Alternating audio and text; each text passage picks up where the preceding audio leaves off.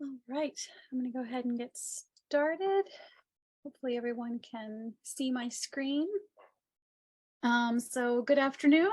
Um, Thank you for having me here today. I'm going to share with you some information on drumming for students with disabilities. So quick agenda is going to be, I'll introduce myself, give you a little bit of a background, then I'm going to talk about drum notation, and then my CSI drumming program. So a little bit about myself. I am a percussionist. My degrees are in performance and pedagogy. I also have a graduate certificate in music and autism from the Boston Conservatory at Berklee. And I have been teaching private lessons for about 17 years at Neighborhood Music School in New Haven, Connecticut. I also coach percussion ensembles and teach various other classes there, like beginning drum set classes. I've been teaching at ACES Educational Center for the Arts for the past 11 years. And there I teach beginning music theory, musicianship, percussion technique, percussion ensemble, and I also coach some mixed ensembles. And I have been teaching at the Berklee Institute for Accessible Arts Education through their Connectable, their online platform, for the past 2 years. And I also created a drumming program, which I'm going to share with you later on today, called CSI Drumming.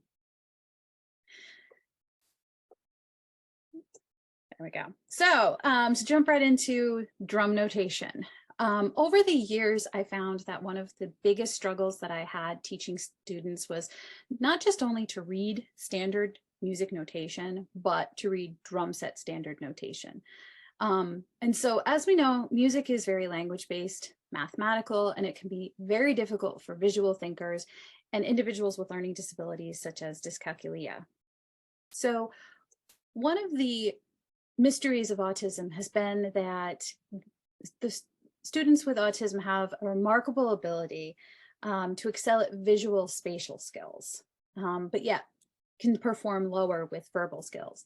So one of the difficulties I ran across was having music that is not evenly spaced. So for example, in this picture that you're looking at right here, the notation program that I wrote this in years ago was Sibelius. And one thing that they try to do is make sure all their lines are always even. So they will stretch the measures to fit notation in. So you can see the top line, you've got two measures as opposed to the bottom line, which is just one measure.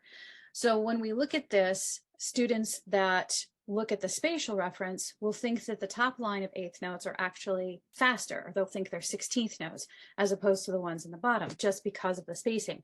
Whereas we know we want to look at the beams, one beam, eighth, 2/16. However, the students are looking at that spatial reference. So this can be very difficult for someone with autism or even students with ADD, anyone that goes off of spatial reference. So I also kept doing some research, and some other things that I came across was the word decoding. So many of you may have seen this in IEPs or 504s for students that you currently have, and usually it's in reference to reading. I had to look it up when I came across it. I had no idea what decoding was. So it's the process of translating print into speech by rapidly matching a letter or combination of letters to their sounds and recognize the pattern that make syllables and words. And they have many wonderful aids and strategies in place for helping students to learn how to read, learning to decode, because it's important. It's the foundation which all other reading instruction builds. So if students cannot decode words, their reading skills will lack fluency, their vocabulary will be limited, and their reading comprehension will suffer. So now let's think of it in musical terms.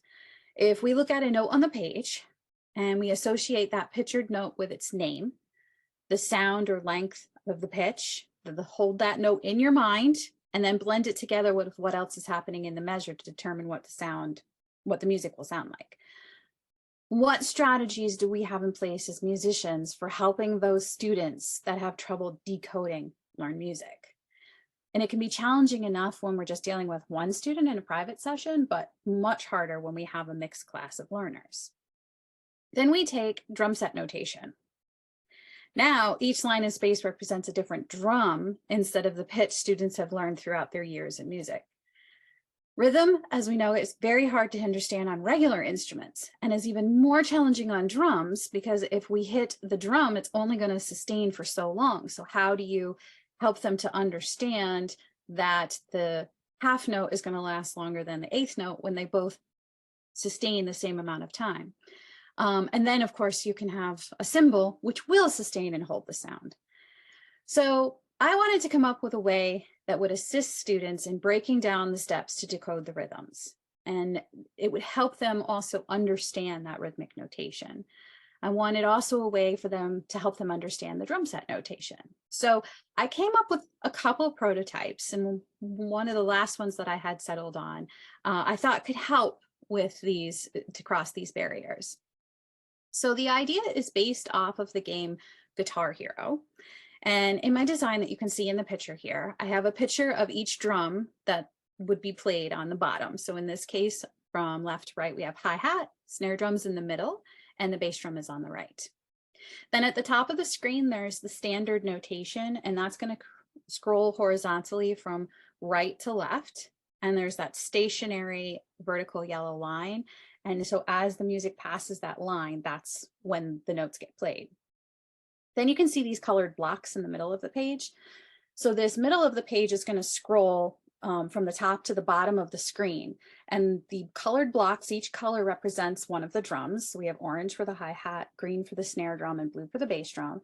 And then the size of the block representing the speed of the note. So for example, in this case, you can see they're going to be quarter notes. And you'll see there's a very faint dotted line that goes through that would give you where the eighth notes would happen. So if I had two smaller blocks in that section, those would be my eighth notes. So hopefully if this works, this is what it looks like. There is no sound, so there's nothing wrong with your audio. It's just a visual representation for right now. And I had to enlist the help of a colleague because I don't know anything about computers and coding. So he helped me put all of this together. So a few things right off the bat you can see are not helpful that would need to be changed is it would be nice to have sound. It would be nice to hear exactly what this sounds like as we're visually seeing the standard notation and the color coding.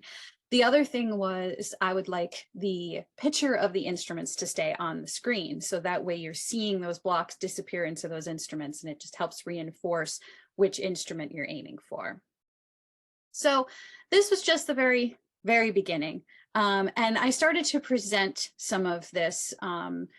Dr. Bernard had me come back to Berklee and present it to some of the students that were there and to their graduate music education program.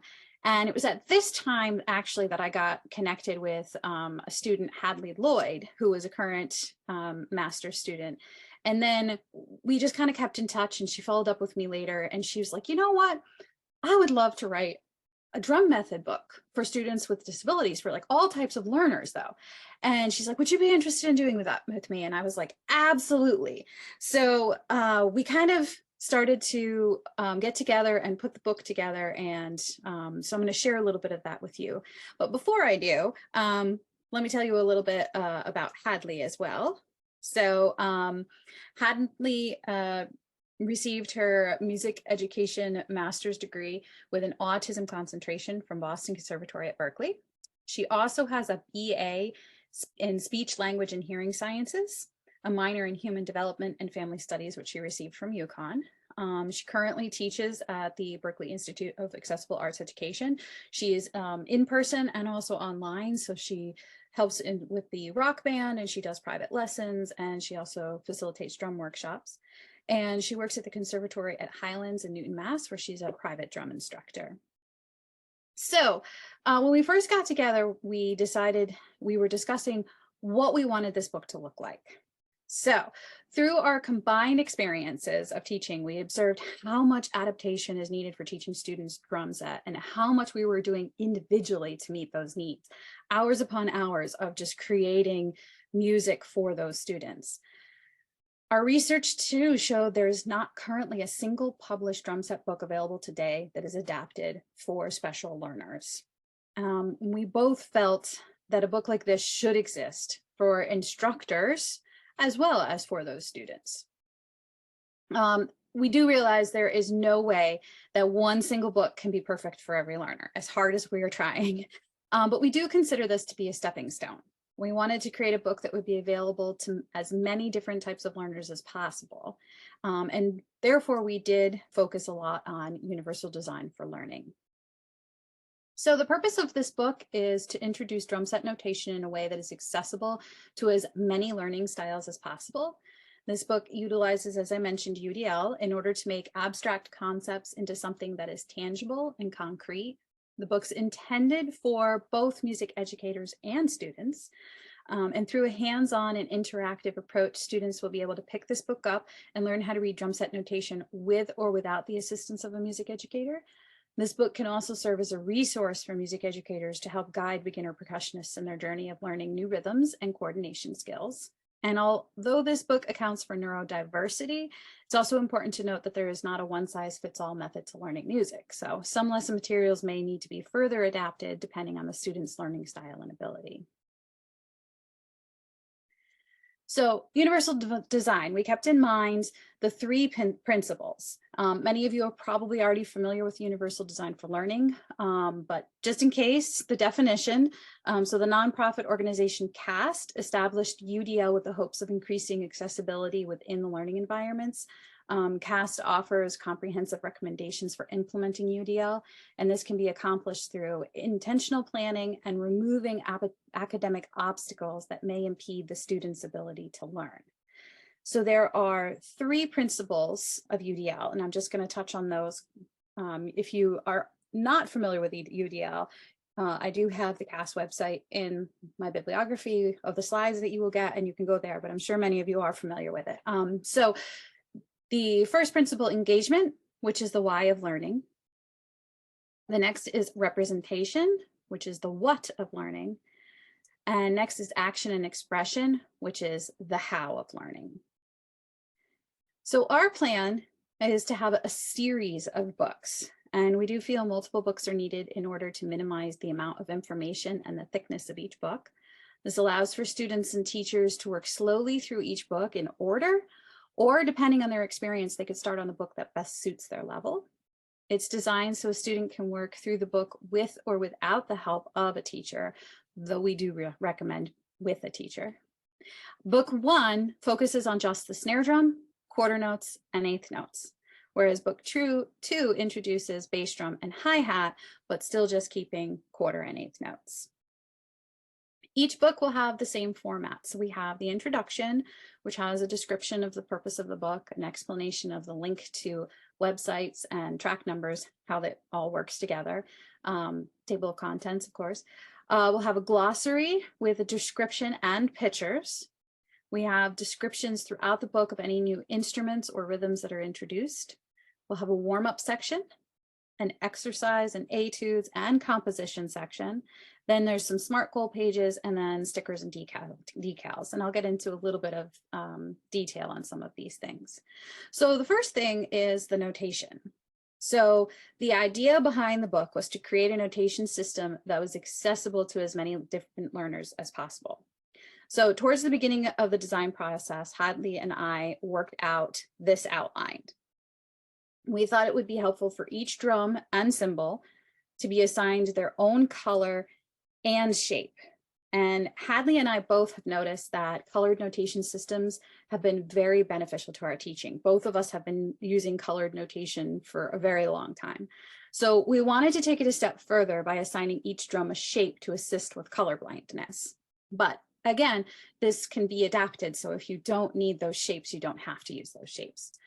And it is important to notice that we altered the notation for the first couple books, but the idea, of course, is that you will slowly fade out over time and get that student reading the standard notation.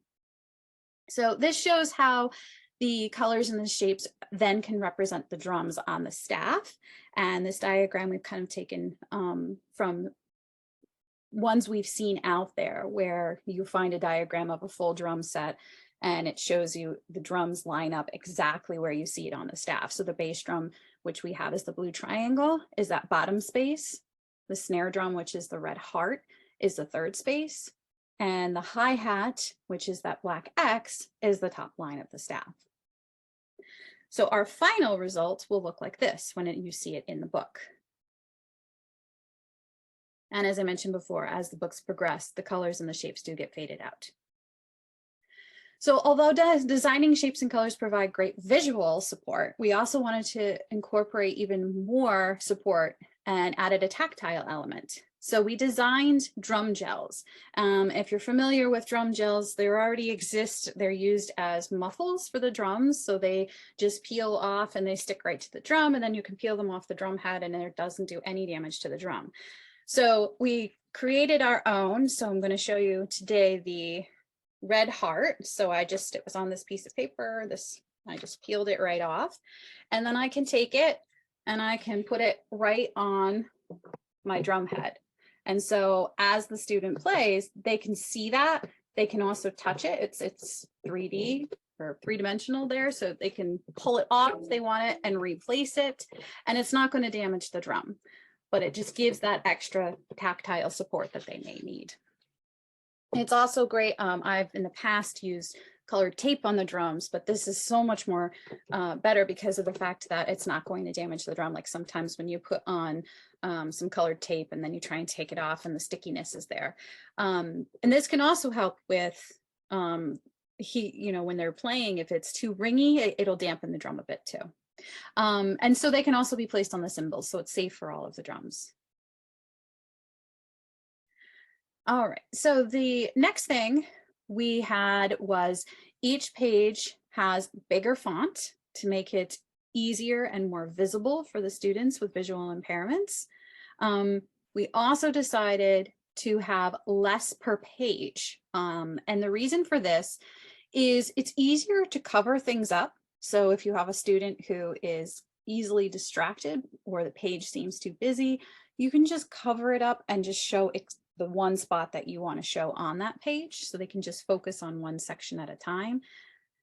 And then we also, and this is an example of what the snare drum notation looks like. So using just the hearts. Then we have pictures when we introduce a new instrument. So I was just talking about the snare drum notation. Well, here's an example of how in the book you would see a description of the snare drum. So we've got the picture, and then we've got the definition on top. We also decided to take it one step further, and we have video descriptions. So this is an example of Hadley introducing the snare drum on a video link. In this video, we're going to be talking about the snare drum. Snare drums come in many different shapes, sizes, and colors. This is a snare drum. Snare drums have a top and a bottom. On the bottom of the snare drum are the snare wires. Snare wires give the snare drum its unique sound. The snare wires can be turned on and off by a lever found on the side of the drum. This lever is called the strainer. Some levers move alongside the drum, while other levers move away from the drum. When the lever is in the up position, the snare wires are turned on. When the lever is in the down position, the snare wires are turned off. Put your lever or strainer in the up position. Tap your drum. What do you hear? Put your lever in the down position.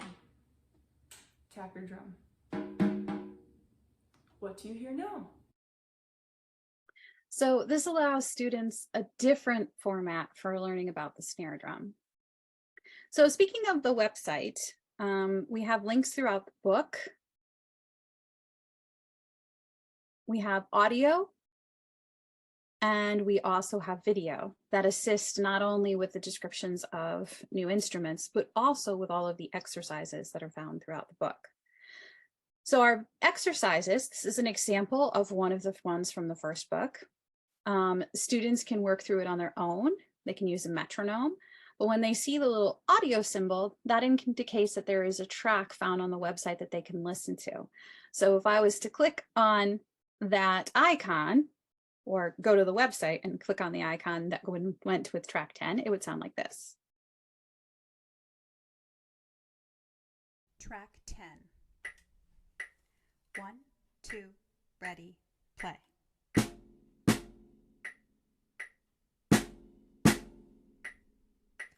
And again, 1, 2, ready, play.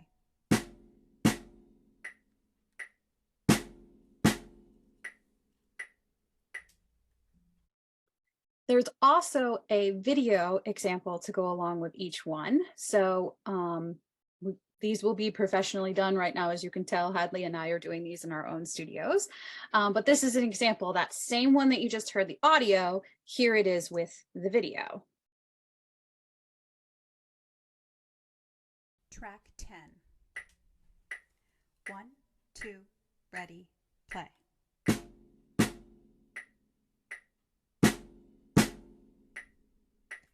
And again, 1, 2, ready, play.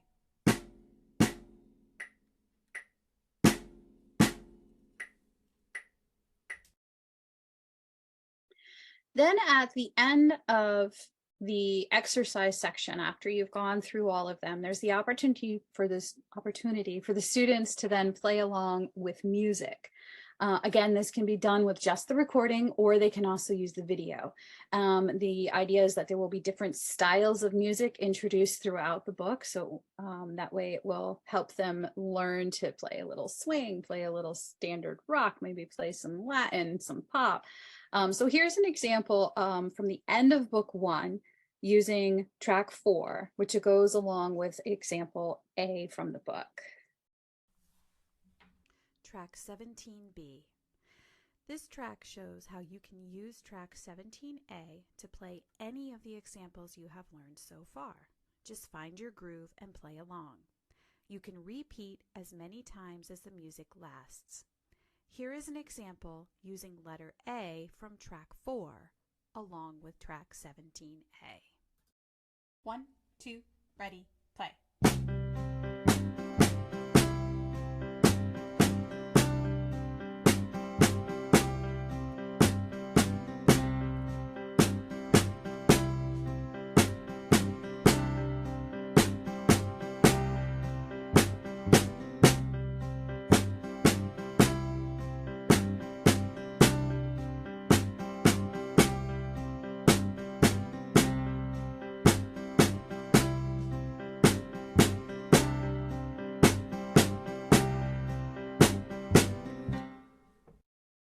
And as you can tell, as I mentioned, these are not fully complete, because what we would like to do is also have a picture of the music that I'm actually playing. That example that I mentioned would also be on there so the students could see and hear exactly what's happening.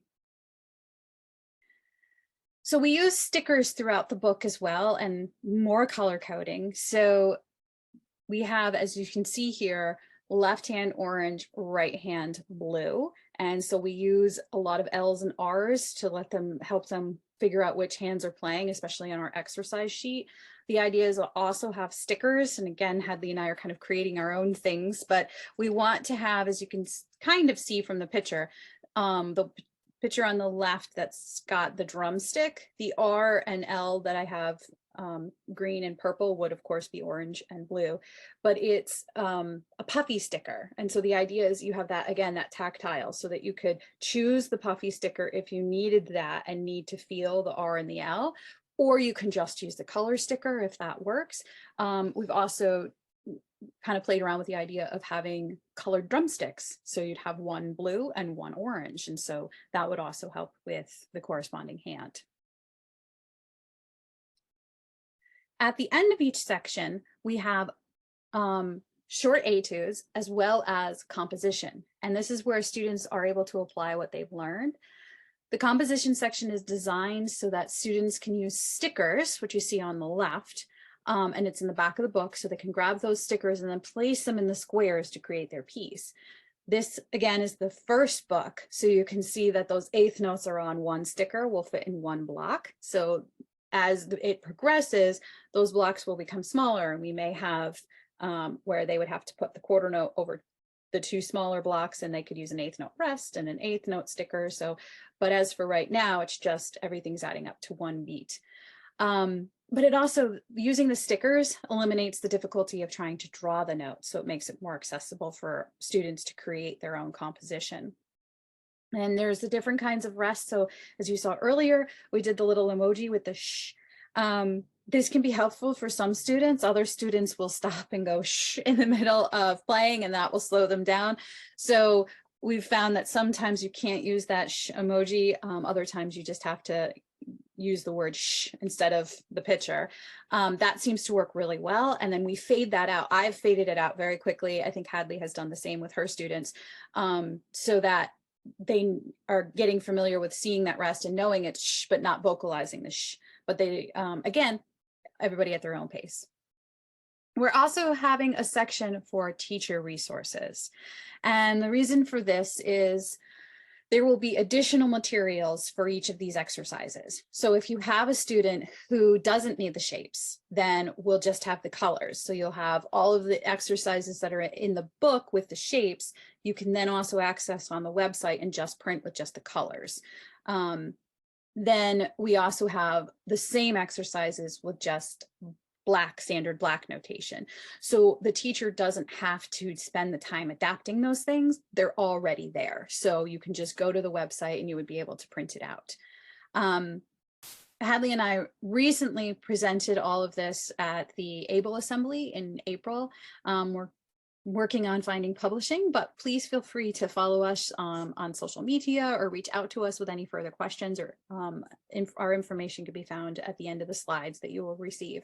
But we've gotten a lot of great feedback about the book. We're very excited about it and think that it's going to be a real huge step forward in having material out there, method books for students of all types of learning.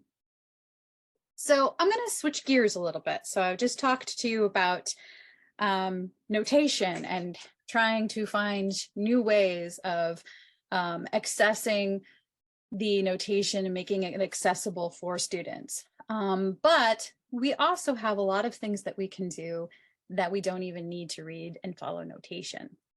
So one of those is drum circles. So CSI drumming is a program that I kind of developed through my time before and during being at working on my degree at Berkeley. But the great thing about drum circles is there's no written notation, so we don't have to worry about that. And I'm sure some of you may already do drum circles in your classes, or you have probably been to a drum circle. Maybe you've even gotten a certificate in facilitation. But the great thing is, depending on students and their abilities, sometimes drum circles can be very successful. Other times we could be pulling our hair out because we can't get anybody to do a groove. Students aren't understanding what we want them to do, or everyone's just banging away and you walk away with a headache. So this program that I designed, it allows everyone to participate and succeed. It works with mixed levels. And also if you have aides, paras, or if you're doing this on a weekend and you've got siblings, family in the room, they can also join in, and I actually encourage them to join in. So the main goal of the program is to use drumming as a way to develop communication and socialization skills while being inclusive. And that's where the CSI comes from: communication, socialization, and inclusion. So just a brief background on where this came from, because I think it's important to talk about that background. In 2011, Neighborhood Music School, where I work in New Haven, partnered with Chapel Haven to provide music programs to its students. And Chapel Haven is a school for adults 18 and older with developmental and social disabilities, and it offers 3 core residential programs to teach individuals how to live independent lives. So the school was interested in having someone facilitate a drum circle. As we know, drum circles have been shown to have therapeutic effects on individuals and are used for improving health, communication, to help with stress, commonly used in nursing homes, hospitals, and schools, and also by some companies for team building exercises. So I brought in some drums, and I had been to drum circles, but had never been certified in facilitating a drum circle. So I facilitated a drum circle over a period of about 4 weeks. And I just kind of went off the knowledge that I had had from the few that I had been to. But after these sessions had ended, I was approached by the speech and language pathologist at Chapel Haven. Her name's Sarah Davison. And Sarah was interested in incorporating a drum circle in connection to one of the classes she was teaching on communication and socialization for individuals with ASD. So she wanted to use the drums as a way to highlight the topics that she was discussing in class. So we designed a program. It was 8 weeks long, because that's how long their class was. And it was during the school's Chapel Haven spring semester. So I completely followed Sarah's lead in the beginning. I had very little knowledge of ASD at the time. I think I had one student on the autism spectrum disorder that I was teaching, and still really didn't know much about it. And of course, my drum circle knowledge was still very limited. So I went off of her. She would tell me what she was kind of looking for, and I would try and create something that went with that. And the first year was successful enough that she hired me back, and we continued with the program for another 5 years until funding got cut. But each year we would get together and we would discuss the drumming activities, ones that she felt worked, ones that didn't. And during this time, I also went back to school. And that's when I started to get the certificate in music and autism. So I started to learn a lot more about ASD and teaching individuals with disabilities. So I did some research during that time on drum circles and how they might have positive effects on individuals with ASD. I wanted to create a more structured drum circle program that could increase that communication and socialization skills. So I reviewed literature on both ASD and drum circles. I conducted interviews with 3 prominent and highly experienced drum facilitators, and observed both community drum circles as well as drum circles for children with special needs. Through my research, I've only just scratched the surface. There's always so much more to learn in understanding the language and the ways of communication. But previous research had proven that drumming and rhythm can reduce stress, have calming effects, relieve pain, and help one to focus. And it is possible that someone with ASD may find drumming actually quiets the mind, helps eliminate the sensory overload, and allows oneself to get lost in the rhythm. And research by Jeff Strong showed that by using drums, individuals may find a getaway in rhythm. It allows them to become actually more aware of other people and to make eye contact, to have that joint attention, and to initiate conversation. So there's something very powerful about drumming. It just kind of brings everyone into focus, causes the joint attention, and allows us to speak and communicate without the words getting in the way. So the program itself that I had designed is a 1-hour session that would meet approximately for 8 weeks. Again, because I originally had based it off of the program that I was doing with Chapel Haven. Some of the activities I created myself. Others I have taken from facilitators such as Arthur Hall, which, if you don't know him, he's kind of the grandfather there of the modern facilitated drum circle. Kalani Das, who is a percussionist. He's also a board certified music educator, music therapist, and founder of the World Drum Club. And so their ideas I altered a little bit. So I didn't just do them exactly how they are. And I'll share a couple of those with you today in case you're familiar with Hull or Kalani. So the first question, the thing that I've kind of mentioned a few times is, do you need to be a certified drum facilitator to do this? So most certified drum facilitators will say, yes, everyone has to go through the training to become a facilitator.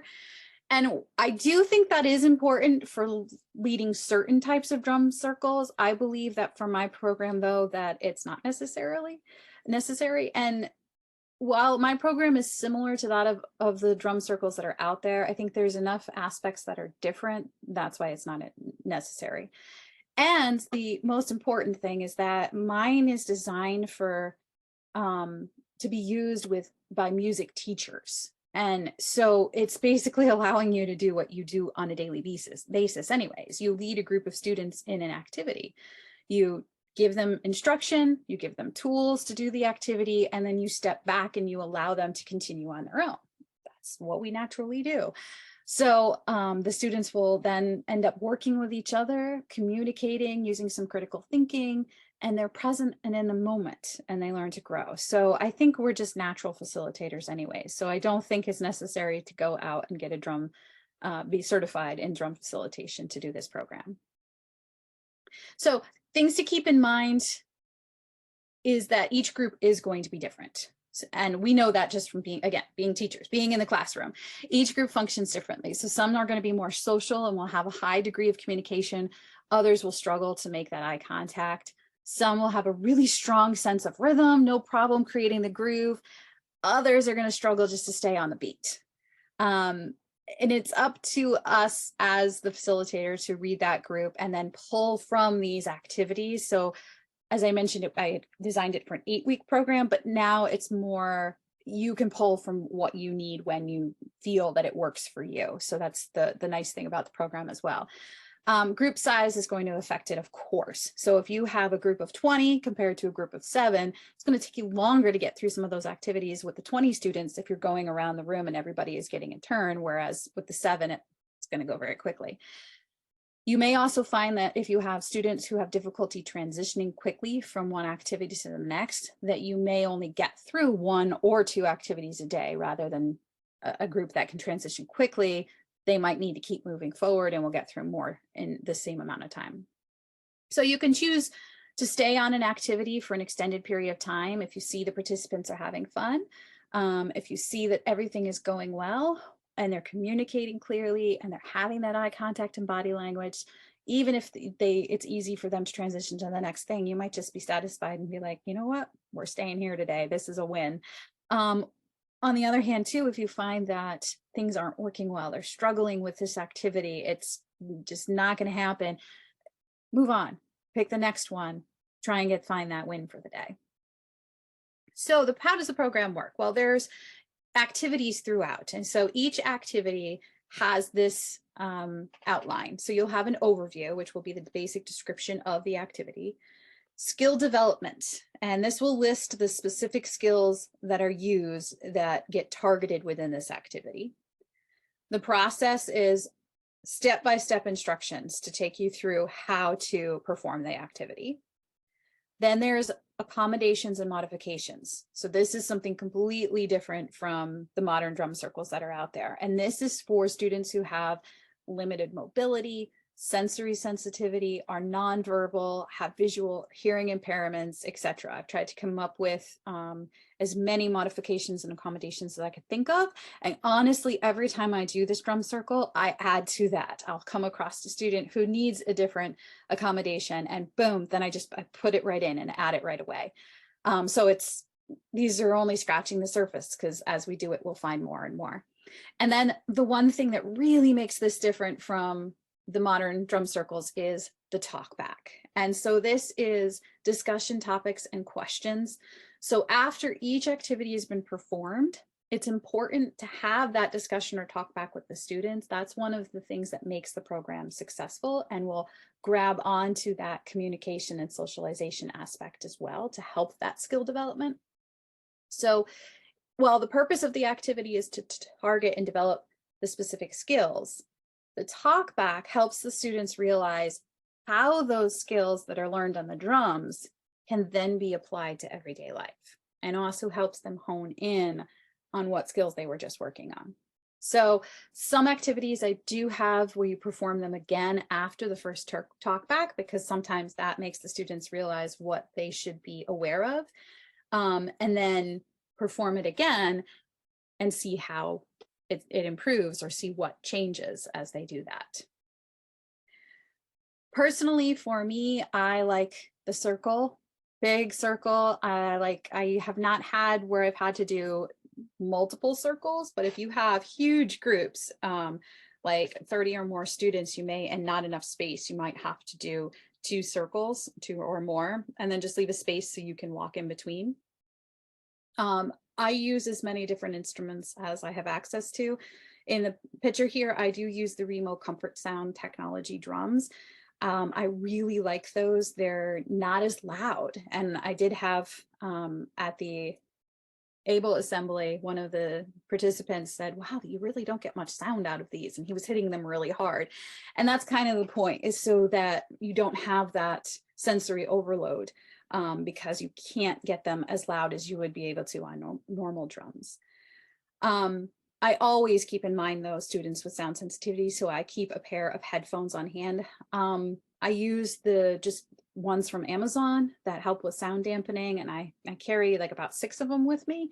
Vic Firth makes amazing ones, but his are really expensive. I think they're almost like they're either like $60 or $100 for a pair of them. So I just go with like any sound dampening ones that I can find in a hardware store or Amazon, anything like that.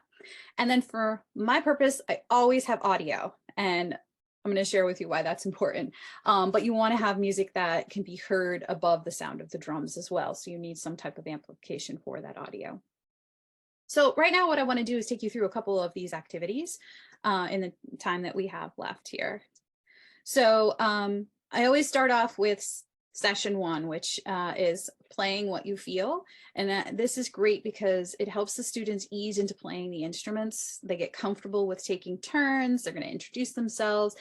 And it allows me to see if there's any accommodations or modifications I might have to make with physical limitations that the students might have. So the skill development is going to be verbal and nonverbal communication, joint attention, and the most important thing is self-expression. So here's an example of the process, step-by-step directions. So I always explain and demonstrate first how it's going to work. So each student will state his or her first name or their first name, and then create a short burst of sound on the instrument to express their feelings. So this can be done with any sound, not just a rhythmic one. So, and then everybody would respond by saying, hi, the person's name, and reproducing that rhythmic or sound, musical phrase, whatever that the person created on their instrument. So some accommodations and modifications. What if someone's nonverbal? Well, they can always sign their name if they can do that. You can have a dry erase board so that they could write their name, or they may have some type of gesture that creates their name, or they could have someone in the room say their name for them. If someone is unable to hit an instrument or hold a stick, I always try placing a shaker on their wrist. I also have some flags and scars, and so some of the flags actually have a little wristlet, so you put it on so they can make movement instead of sound. If someone is unable to move their body, they can use vocalization if that's possible. So I always do for the talk back after everybody has gone around with the activity. So I would say, hi, my name is Gretchen, bump, bump, bump, or maybe I just go blah, blah, blah, blah, on my instrument and everybody goes, hi, Gretchen, blah, blah, blah, blah. So after we've gone around the room, I always ask if there's anyone that wants to repeat all the names. And a lot of times that's a good moment for somebody with a really good memory to shine. I also ask if there's anyone that wants to recreate any of the sounds or the rhythms. And then I'll ask, can you identify one person by looking at them or pointing or gesturing to them, repeat that person's name, and then create the rhythm or the sound that that person created. So it just starts us to really develop that sense of awareness. So that first activity is kind of how they're all laid out. So the first step is always after that to introduce the most important thing, which is starting, stopping. Because as we know, if you don't introduce the starting and stopping, that is when chaos begins. So here's where I start. Call to the groove. I then introduce dynamics and then stopping. So call to groove. In order to make any activity successful, it's important that we understand the cues that are given by the teacher, the facilitator. So these cues help to instruct the students when to start drumming and when to stop. And going over these will be the groundwork. It'll just lay it out for the rest of the program. I do find it's most successful when I'm practicing it multiple times with vocal and body commands, gestures, but then eventually, if I can, I pull back on the vocal and just go with the body gestures. So this is going to be developing skill development. It's going to be working memory, following directions, eye gaze, reading body language, and symbolic gestures. So I begin the process by asking students to make some noise, and students can create a rumble by playing notes as fast as possible on their instruments. The vocal cue is let's all make some noise, or anything you want to say to get them to start playing. The visual cue is the outstretched hands or outstretched arms, sorry, with wiggling fingers. So here's an example in the video. Everybody make some noise. And that's just a great way to get the group started. It doesn't, nothing rhythmic, just make some noise. They really enjoy that as well. Then I go into dynamics. So for dynamics, I'm raising my hands for loud and I'm lowering my hands for quiet. I use my body language a lot. So you can kind of see in this picture where my knees are a little bent. Like when I go for the dynamics in the beginning, I'm all the way down to the floor. I bend down. Not only is that an indication of quiet, but it really grabs their attention because I was here, boom, now I'm there. So it's a much bigger gesture than just moving my arms. So I go with the whole body first. And then when I go loud, I am up tall, hands are stretched. I'm on my tippy toes as tall as I can be. And again, I use the verbal commands to begin with as I'm doing this, and then slowly move them away. So big movement using the verbal, then pull back on the verbal, maybe keep some of those big gestures, but eventually you might be able to make those gestures a little quieter or a little smaller as well. And you can see the little picture that I have off to the right there. And I use those two pictures to assist students as well. And I'm going to talk about that again in just a minute. And so here's an example of the dynamic. Make some noise.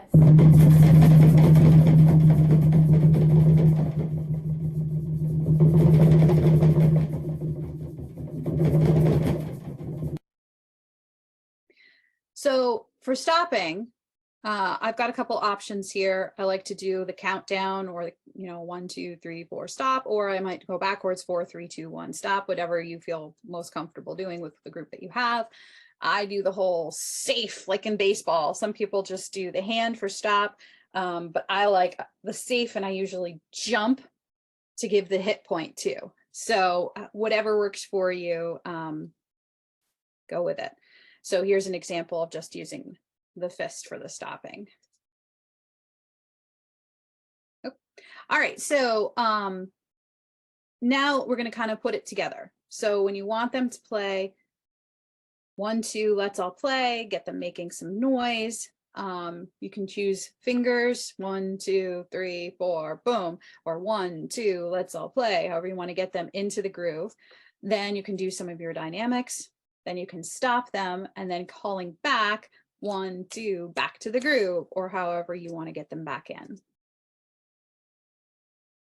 So here's an example of the starting and stopping process by putting it all together.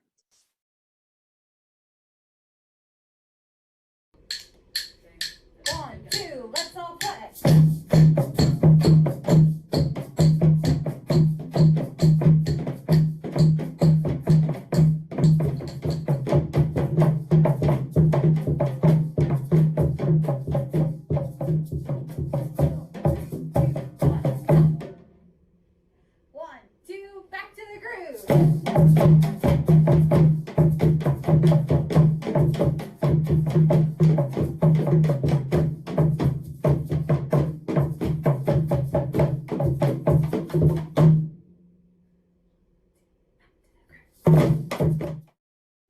And as you can tell from the days of wearing masks, I would still be moving my lips even when I took away the verbal command, but you couldn't see my lips moving with the mask, but you could kind of hear me back to the groove as I was kind of whispering it. So sometimes I'm still keeping that visual to help them out as well. So a couple things to keep in mind with accommodations and modifications is with more advanced groups, you can ask for volunteers to come into the center of the circle and lead the group. That is, I love doing that. So once they've got it down and some of the other students might still need some practice on it, bring in the volunteers that can lead the group and let them have a chance to do that. I don't force anybody to come into the center though. I always just ask them to volunteer. Another accommodation, the pictures that you saw, I will put out a diagram for each student. So some need to refer back to the sheet in order to understand what they're seeing the facilitator do. So all those pictures that you saw, I have on one sheet, which allows them, and I'll just kind of put it on the floor, or if there's music stands, I might do that, to reference that as they're seeing me do it. I may still need to provide the verbal cues if I have someone who has a visual impairment. So I always keep that in mind. Sometimes you can partner that student with another student and they can relay the cues to them. But I always just usually will keep the verbal cues in if I have that situation. So with the talk back, are you able to know what the facilitator is asking? Are the signals clear? Were you able to remember the signals and what they meant? And if that's a big no, I had trouble with that, that's definitely when I make sure I put that accommodation on the floor for them. I ask someone to demonstrate and explain each one. Can you show me loud? What does that mean? What does quiet look like? What does that mean? As this becomes more advanced and the students get to stand in the center of the circle and become the facilitator, some of the talk back questions might be, was it clear what the facilitator wanted you to do? And if it was or was not, please explain your answer. So what about what they did were you able to understand or not able to understand? And this is not only great for the students to be able to articulate why they didn't know what the facilitator wanted them to do, but also for the person who was facilitating to be like, oh, well, I thought I was perfectly clear and I didn't realize it didn't come across that way. So that's always a great teaching moment.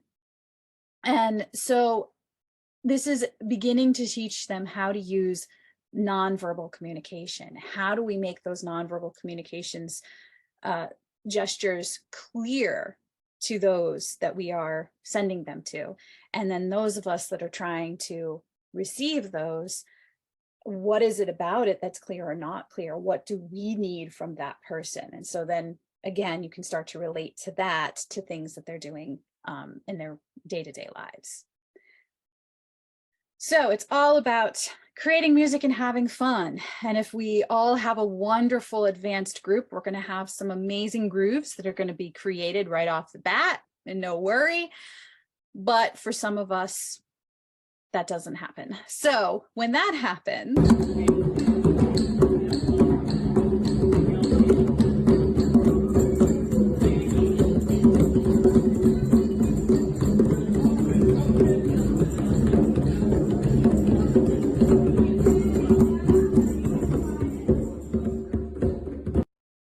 we've got a great group having lots of fun. When it doesn't happen, I use some audio to assist me. So I have an example here from Kalani, as I mentioned him before. His amazing Jamnasium is a book that he has with some of the activities in it, and he has a CD that goes along with it. So into rhythm.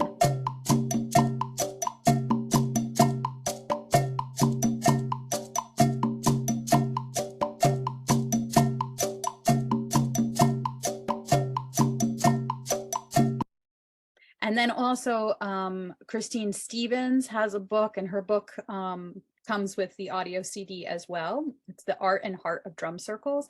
And when you pick up these books, the ones that Arthur Hull has out there, the ones that Kalani has, the one that Christine Stevens has, you can see they're all very similar. They're all doing the same type of activities. They just kind of slightly change how they do things. And so Christine Stevens' CD, the first groove is in 4/4, but the thing I like about her CD is she starts to go into different meters. So then you can now have students starting to feel something that's in 6/8 as opposed to a standard 4/4. So you can kind of pick and choose what songs, but I just have the students play along with the CDs.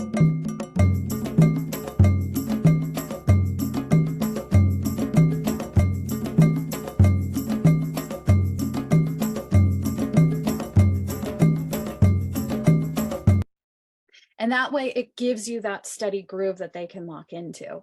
Another thing I like to do is do different genres of music and have the students drum along and have fun, but also it gives the students an option to suggest music. And if they suggest a piece, I will also have them come into the center of the circle and do the dynamics and lead the group.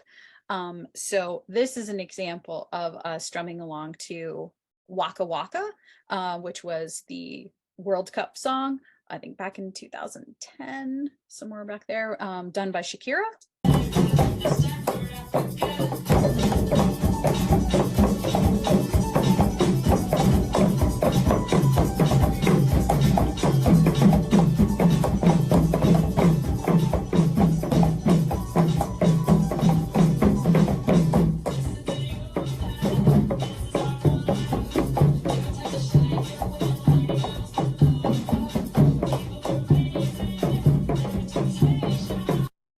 And just to know, even though by some standards that song is considered old, I was very shocked to find a 14-year-old last summer who loved the song and knew it well. So it's one of those that just is great for drumming and is very popular still today. So I highly recommend that one.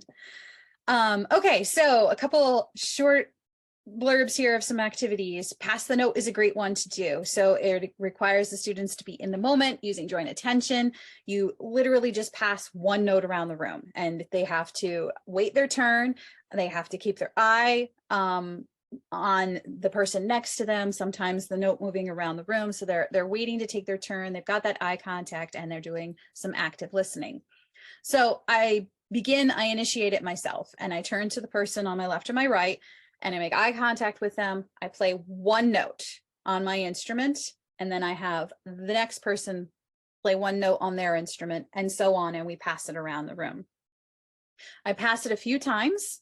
I have them listen to the sound that it creates, then pass it the other way around the circle and listen to the sound that it creates. After a few times around, we might decide to see how long it took and encourage them to see if they can beat their time. So for a greater challenge, you can also skip every other person. And if you have an uneven number, it will actually spiral all the way around. So you'll do every other, it'll come in, and then you're on the other person. And that's very challenging. So if you're looking for that next level, you can do that. So some accommodations and modifications is, if you have students who are slow processors, then make sure that you are not rushing them. Allow them to go at their own speed. Success in this is measured in this activity by using the eye contact, waiting their turn, and following the directions, not by how fast we can go. That's just a fun thing you can add on to it. You can also, if you have students who are slow processors or students who are easily overstimulated, if you try and do the speed up one and try and beat their time, you're going to just cause anxiety and just get way overstimulated. So with those, it's like, okay, let's put on the metronome and see how well we can keep our steady tempo, or singing 1, 2, 1, 2, or anything like that to just help work on the steady tempo rather than getting faster. I also find that I can conduct or point to participants who might need assistance. If I have someone who's visually impaired, I will have them be the one to start, or you could try the tap on the shoulder, you could try calling out your name. I find the most successful is either having them start or have everybody sit in a line and let them know how many people come before them. Also, let them hear what the notes sound like leading up to them. So that way they're now hearing the sound come and then they're hearing it move away to the other side of the room. So my most successful one is doing that or having them start. So our talk back includes what was easy or difficult about this? What did you have to concentrate on in order to make it successful? What did you hear? If the activity fell apart, why did that happen? Was it difficult to wait your turn? Was it challenging to limit yourself to only hitting your drum once? And then I try to elaborate a little bit on some of the questions. So like, when are times at school that you've had to wait your turn and you found it difficult? And maybe that's Well, I had to make sure that I didn't talk before somebody else finished what they were saying. Because a lot of times with this activity, you're so excited to hit your drum, you're going to hit it before the person next to you hit it. And you might also ask them, did you hear a pattern? And if not, why do you think that was? Well, I didn't hear the pattern because I was so busy waiting about, thinking about what my turn and waiting to play my drum that I wasn't fully aware of what was happening around me to hear that pattern. Kind of like when somebody is talking to you and you're so focused on what you're going to say to respond to them that you're truly not hearing everything that they're saying to you. So those are just a few ways that you could elaborate and make it accessible. So pick your number is allows the students to actually create their first groove that is completely dependent on everyone in the room and is very unique to in the moment. And it's easily accessible to all students at all levels. You can play simple patterns and complex patterns simultaneously. So it really involves everyone. And it's going to be listening, eye gaze, and working memory are the skills. So this one is done in multiple rounds. And again, depending on your level of students, you could probably jump right in. If you have a very advanced group, you could probably start with like round 3 instead of starting at round 1. But here's how I do it. So I assign everybody a number 1 through 8. I keep a steady count going for the group, and I play one note on the number. So if you are assigned to number 2, I'm going to say 1, 2, 3, 4, 5, 6, 7, 8. And when it's 2, you're going to play your drum. 1, 2, 3, just one note on that number. Then the second round, I'm going to skip numbers. So now that they're going to hear, oh, here's number 2, but nobody played on number 2. So we have a rest. So it gets them used to hearing what a rest is going to sound like. Then I will go for round 3. I will give them a number based on the type of instrument that they have. So metal, wood, membrane, shaker, high, low, anything like that. And I'm going to have them, so now the numbers are going to be random around the room, whereas before I was going to give it to them in order. And so they're now going to have to listen to where their number, where that person that has the same drum as them or the same sound instrument as them might be across the room or might be right next to them still, who knows? So they're going to have to now listen to that. Then round 4 and beyond, I allow them to pick their own number. So the first round is always pick just one number. Then more advanced, pick 2 numbers. If it's challenging for you, pick 2 that are right next to each other. If you want more of a challenge, pick 2 that are further apart. If you need to stay on just one number, stay on that one number. I've even had students say, well, can we play in between the numbers? Absolutely. So we got to that point where we started to play in between the numbers. Here's an example of what it looks like in action. 1, 2, 3, 4, 5, 6, 7, 8.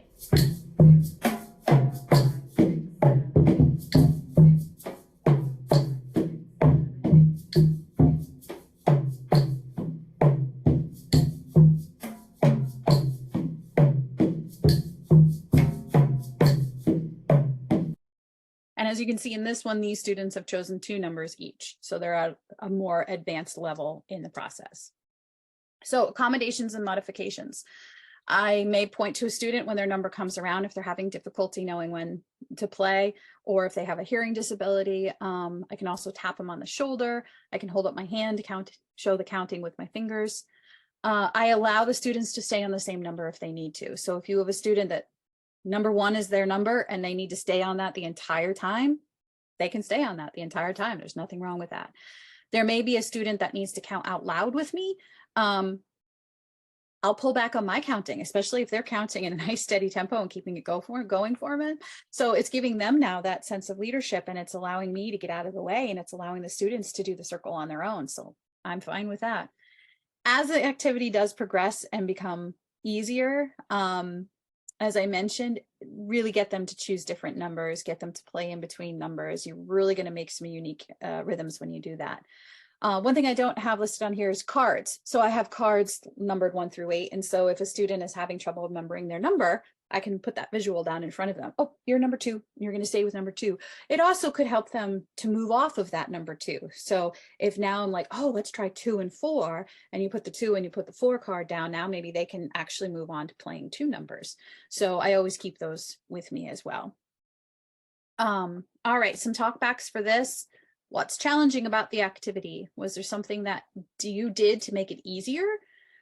I always ask them, raise your hand if you know someone that was playing the same number as you, and who was it?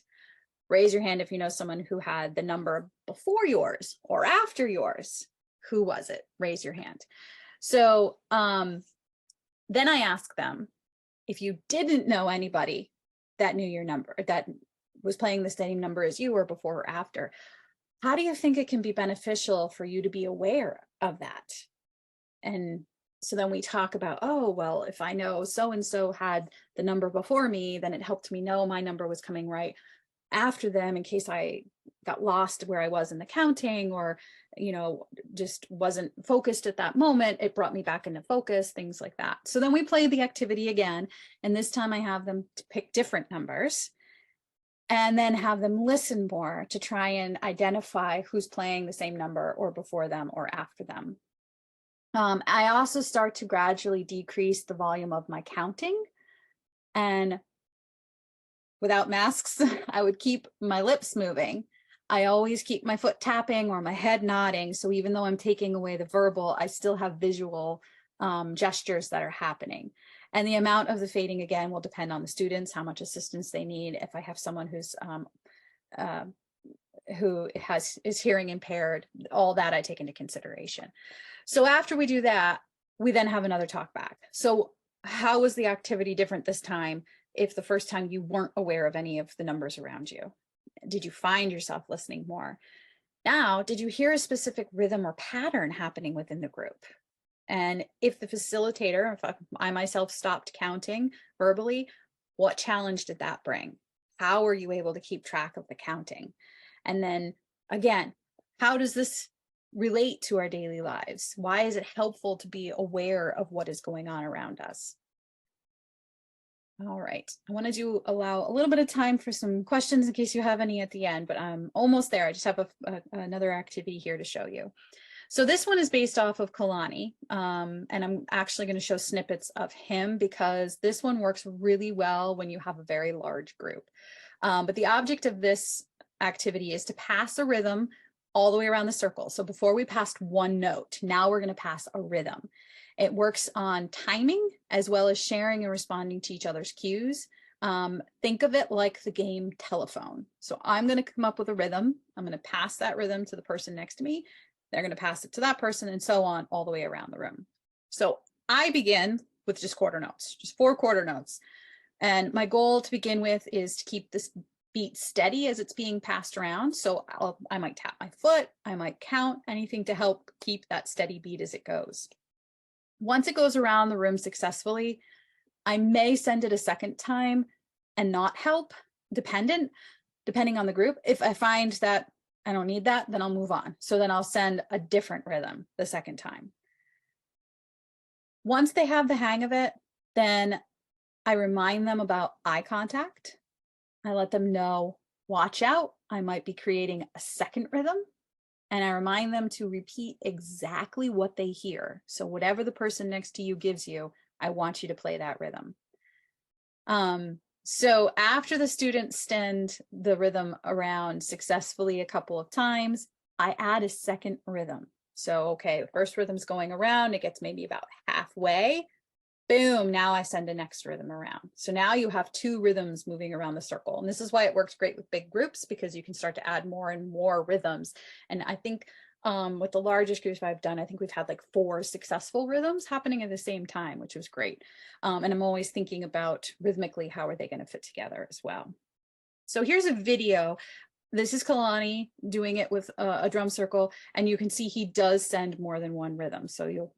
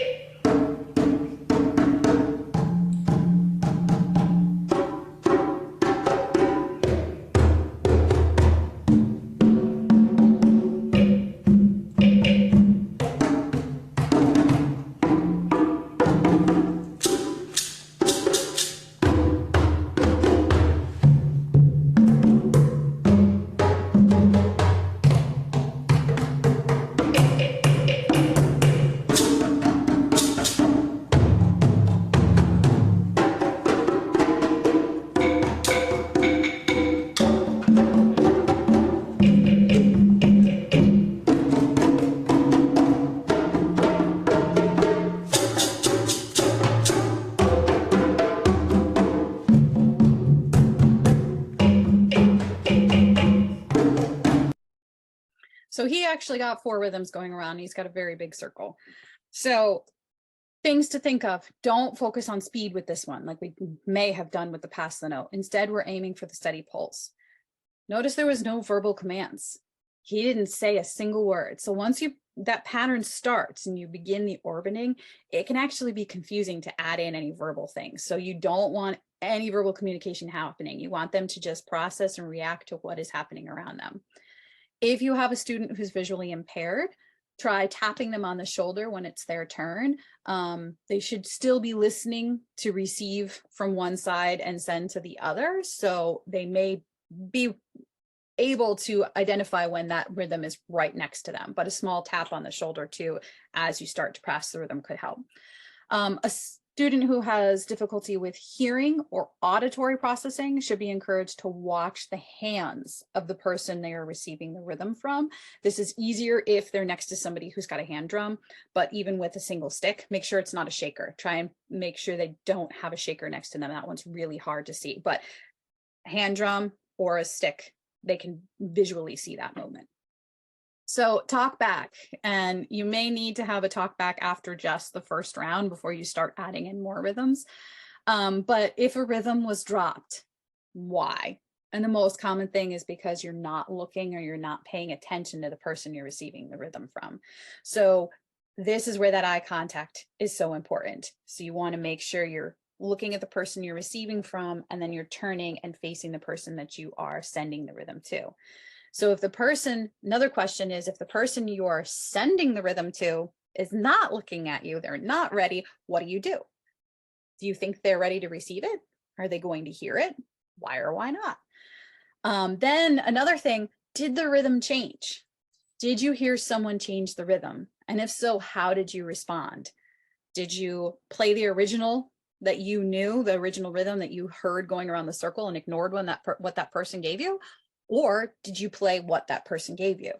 The idea is you're supposed to play what the person gave you. That's like telephone, right? That's the fun of it, is you can see it, change. That's not what I said in the beginning. So then now this is choices that students have. What choice are they going to make, and what prompted them to make that choice? So the most common thing with the 2 rhythms, as I mentioned, is not looking at the person next to you. And so instead they're watching the rhythm go around the room, not aware that another rhythm is going to come right away because they're so focused on the one across the room. So this really helps to work on that joint attention and eye contact of, I have to be here, then I have to be here. I'm hearing what's happening over here, but I'm not going to be watching what's happening over there. And so one of the things is, how is that like learning in a classroom? Or maybe having a conversation at lunch when you've got lots of things happening around you.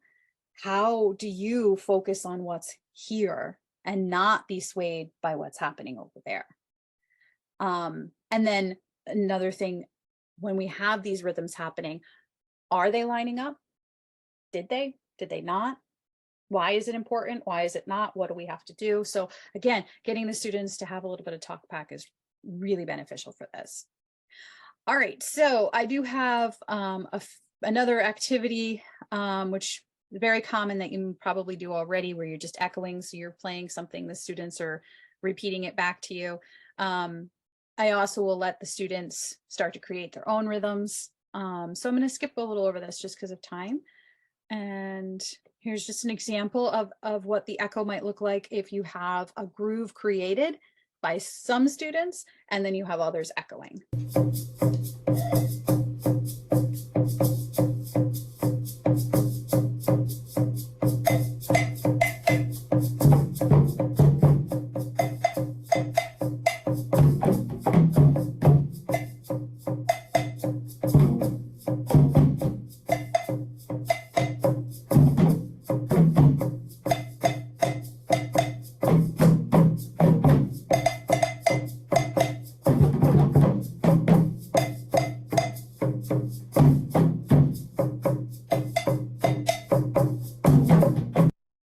And so great accommodations with this one, which many of you already do, is vocalize the rhythms before you put it into something like this. Like, I can play my drum.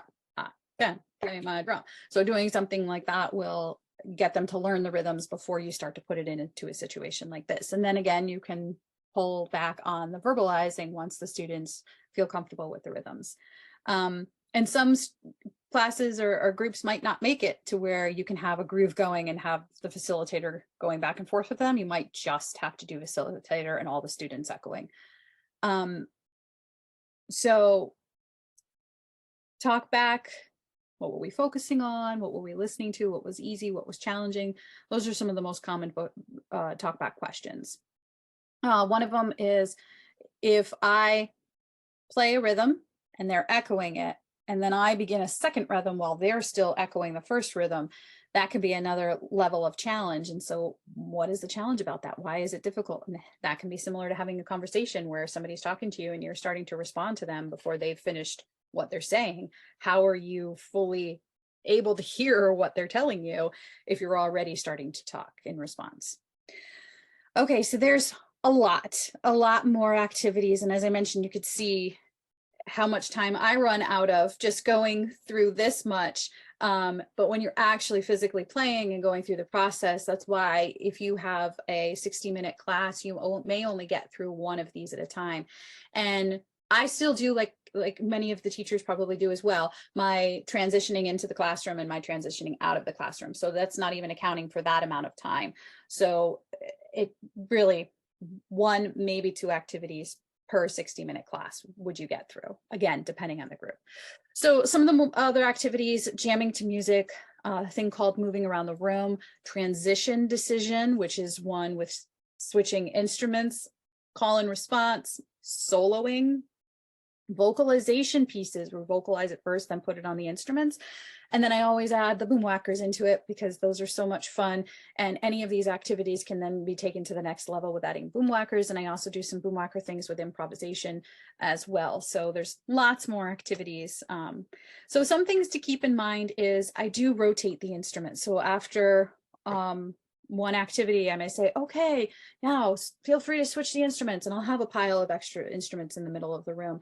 And not only does it give them a chance to play something else they maybe wanted to play, but somebody else had the instrument to begin with, but also changes up our sound. So it helps keep the music and the rhythms fresh. I try to get all students to participate.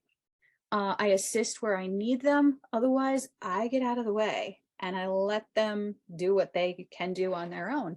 And then I'll just go over and help the ones that may need it. I always try and connect the communication we're having with the music to the daily activities as much as possible. One of the great things, and I had, of course, the group that I was with was an older group with Chapel Haven. They used to take the bus to us.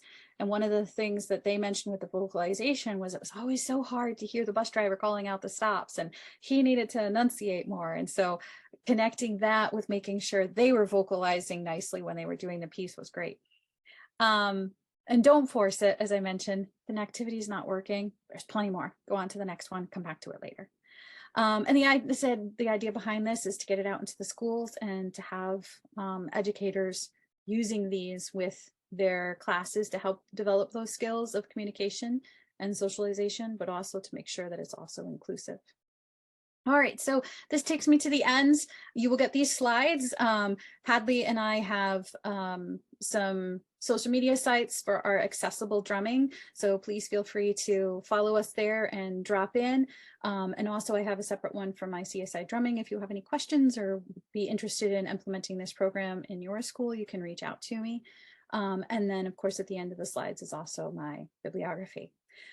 All right, so we only have about 5 minutes, but I think the chat works. So if anybody has any questions, please feel free to drop them in the chat. Be more than happy to answer them for you. You know, we're a small but mighty crew today. And then Kayla will be here in about 5 minutes to do the second half of the session for you.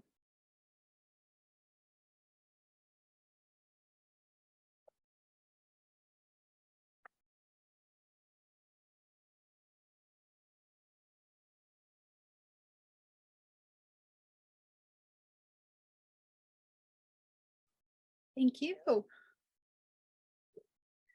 And one thing I didn't mention, which is one thing I always get asked is, can these be adapted for younger students? And absolutely. I do not have education or a lot of experience with early childhood, but I think if you work with students who are a younger age, that are maybe like K through 5, that you would have the knowledge of where if you have the activities, you could then adapt them for the students in that age group. So I just wanted to throw that out there too.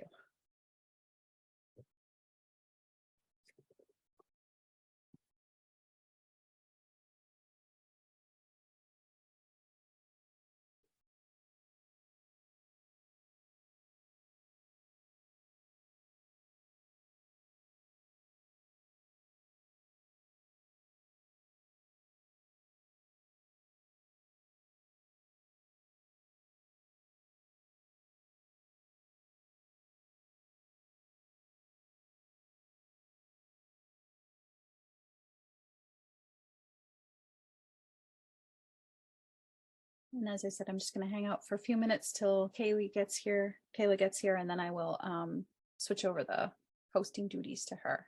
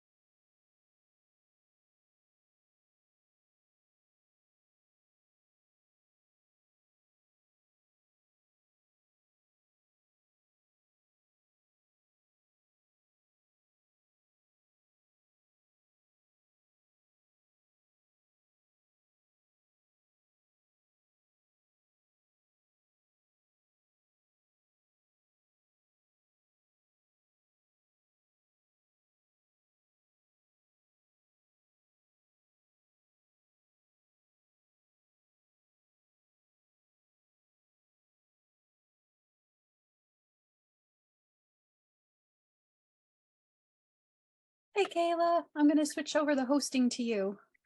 That sounds great. How did your session go? It's been well, thank you. Good.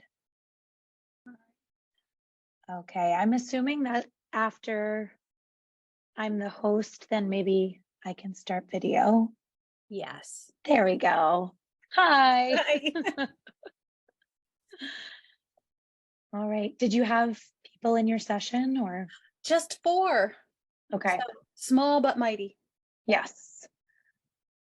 Agreed. I've done this one before and sometimes it's funny because it's hard to, you never know if you should have time for questions or, yeah. Yes. Yay. All right, so I think you're good to go. Okay.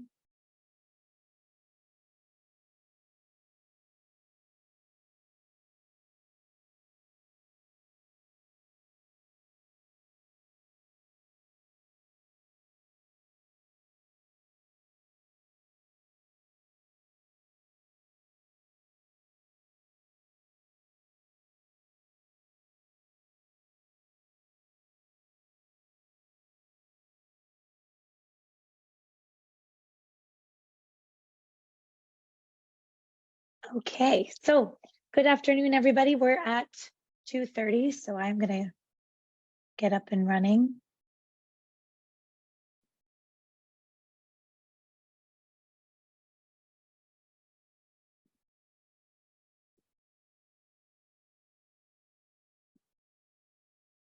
Okay. If you have any questions throughout the presentation, feel free to type in the chat, and I will either answer questions at a logical point or I'll answer questions right in the moment as they're coming in. Okay.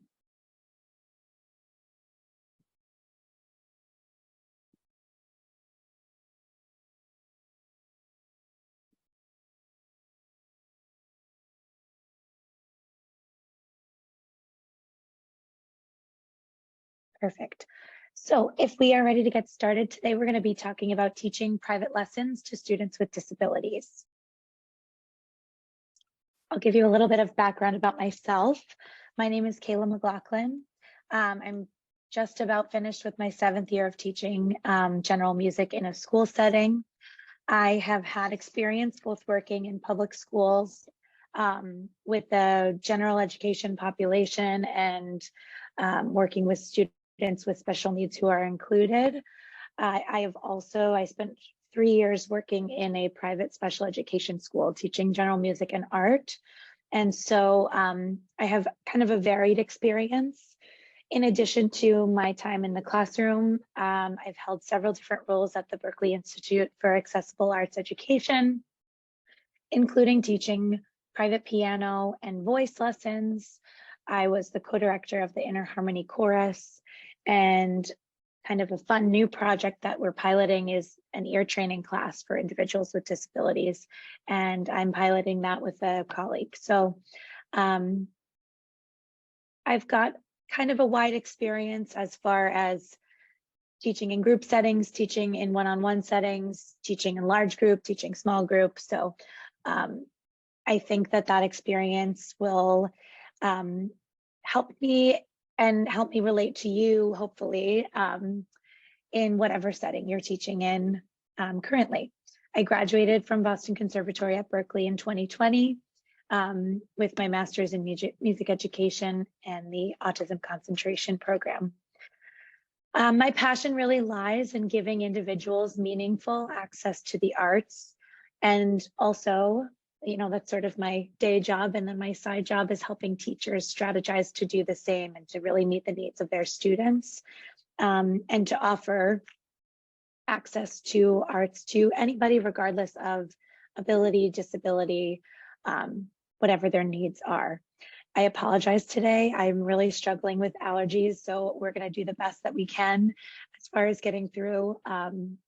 I don't typically sound like this. Like I said, I am a singer, but we're doing the best we can today. So if there are no questions, we will get started. Okay. Throughout my last 5 years teaching specifically students with disabilities at the Berklee Institute, I have found that students with disabilities have these very natural musical abilities, innate talents.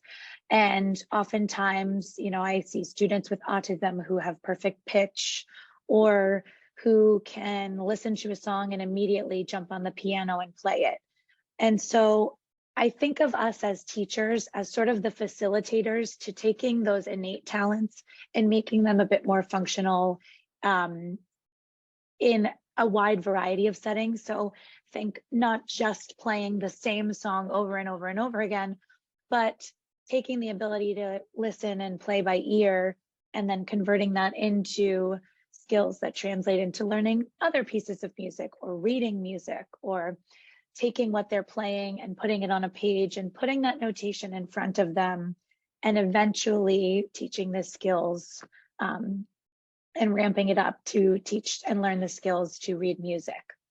So our students often have so much to give, but for whatever reason, the teachers that they've had, their music teachers, have not taken the correct approach. And the thing is that these students require extremely individualized approaches and combinations of approaches. And so I'm hoping that today we can talk a little bit about the approaches that I take in my lessons in order to draw out the most amount of talent and the most amount of musical skills that my students pretty much have within them. It's just up to me to unlock. So when I think about teaching private lessons, and I was thinking about putting together this presentation, I thought of three kind of main points that I wanted to convey to you today. So the first is that we have to adapt and accommodate as needed for that particular student. There is no recipe for success. There's no one way to teach. And often it's, like I said, a combination of strategies, approaches, and pedagogies that work best. You know, think movement with written word, or visuals combined with hearing a piece of music first. We'll talk more about it. And along with that is choosing rep that interests the student. That really is your gateway in. You want to pick things that are fun and motivating to the students so that they come to lessons excited and ready to learn, and knowing that it's going to be fun and they're working on things and they understand the purpose behind what they're working hard for. The second point is to give student ownership over their lesson. And like I said earlier, don't think of yourself so much as like teacher and student. It's more of a balanced approach where the student is coming to you to help them as like a facilitator for music learning. And so providing the student with that ownership kind of goes hand in hand with letting them choose rep that interests them. But there are other ways that you can provide ownership over the lesson. And finally, this is super key to any setting you're going to be teaching individuals with disabilities in, is develop a clear routine and have a schedule and make those predictable and consistent. Okay, so our first point, adapt and accommodate as needed. This takes on various different forms. So adapting and accommodating whenever we're working with students with either moderate needs, significant needs, we are going to need to adapt and accommodate to the needs of that student.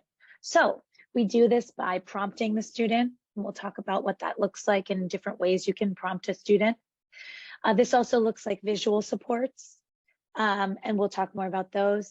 And then something that my professors in conservatory would be very upset about, but prioritize student success over technique. And that's really key when you're working with a student with any kind of a disability.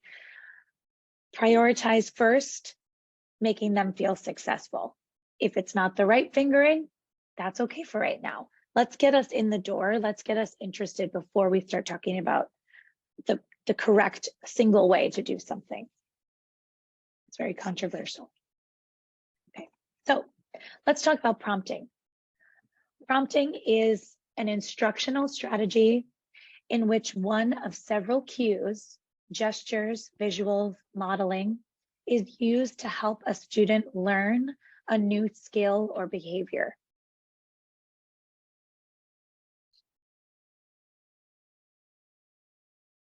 So there are many different ways that you can prompt a student. And we can arrange them in various levels. And there is a hierarchy. When we're working with students with disabilities, we always want to use the least restrictive, but most appropriate approach for that student to be successful.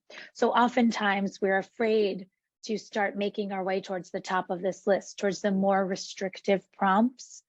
But if you have a student who's got more significant needs, that might be where they are to start. And it's okay. It's totally okay.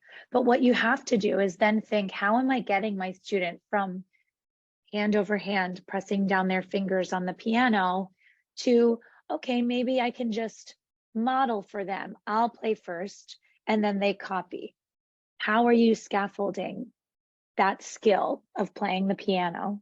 Let's say, for example, how are you scaffolding that so that maybe not after a month or 2 months, but 6 months or a year down the line, they're no longer needing you to press down their fingers.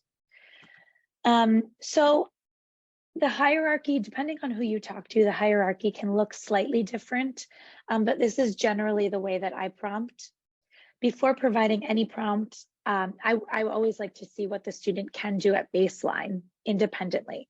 So for example, if you were to give the direction, play the piano, and that student starts to play, you know that they're not going to be living in this most restrictive area, most likely. If they play the piano, and I'll show you my hands, if they play the piano, or if you provide that prompt, play the piano, and they just sit there, maybe you say it again, play the piano, that's when you might need to prompt the student, okay, put your hands on the piano.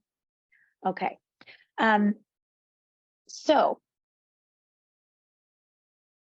I rarely use a full physical prompt, a hand over hand prompt, but I do like to use this when, or if I'm introducing a new song or a new exercise, and I want the student to learn it correctly, because once our students learn it one way, we don't want to have to then reteach it a different way, right?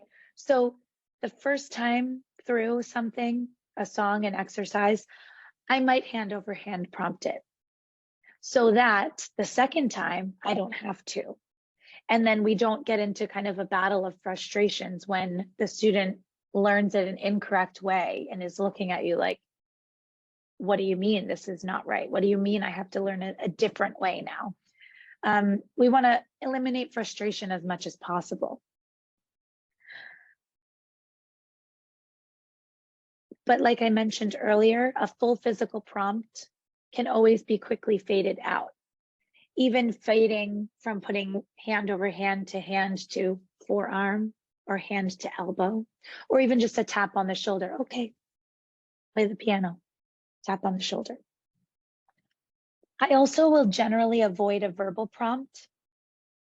And that's because once students are accustomed to this, it's the hardest one to fade out. So just think about that for a second. How many times when we are teaching a student with a disability, do we repeat the direction because they're not doing anything? They're not doing anything because they don't want to. It's very possible that they're not doing it because they're not understanding your direction.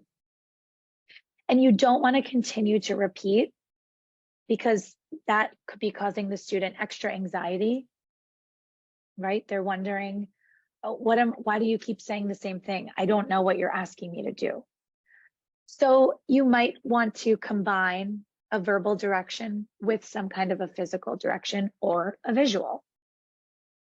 And just from a music lens, when we're talking about verbal prompts, during a performance, if our students at Berkeley, they perform at least once a year at the end of the year recital.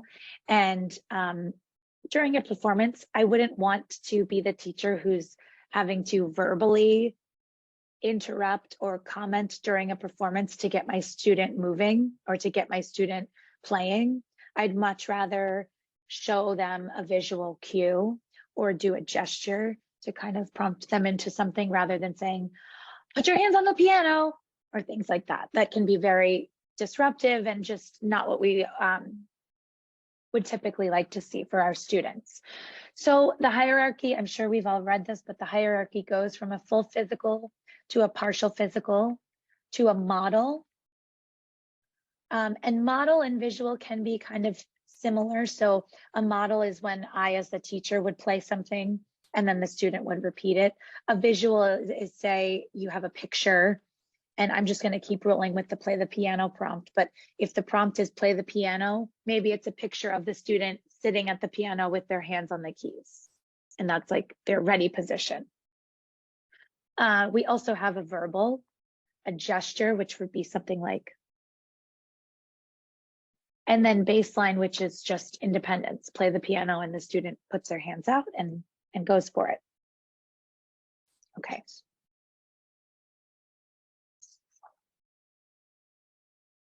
And as I mentioned earlier, There's no problem with starting up in the more full physical, partial physical area. Just remember that you want to be thinking, okay, how can this be eventually faded and scaled to something that's less restrictive?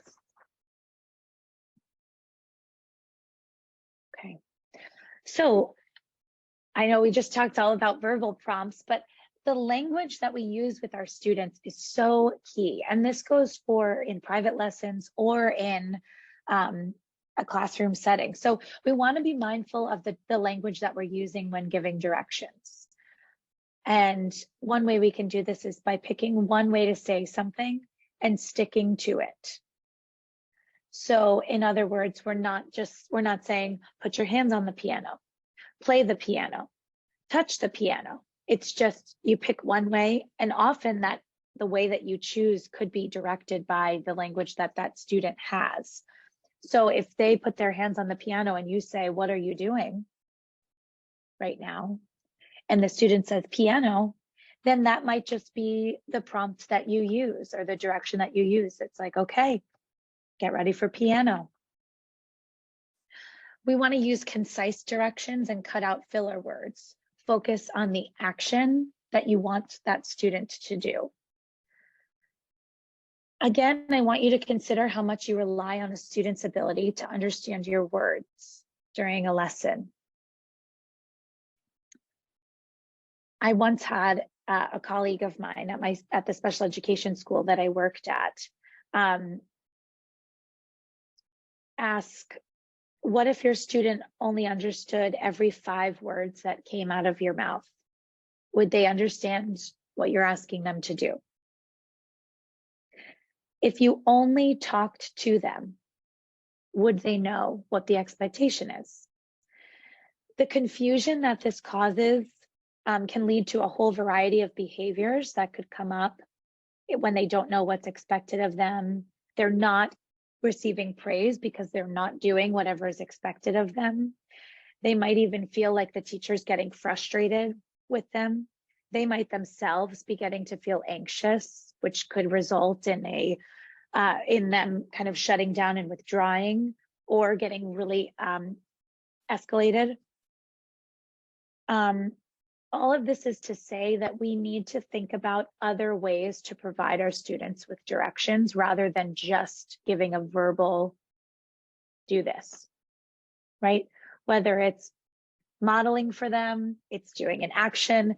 Clearly you can see it even on Zoom. I love to talk with my hands, and I think that's a product of being a teacher because everything that I do is always acted out with my hands and gestured with my hands.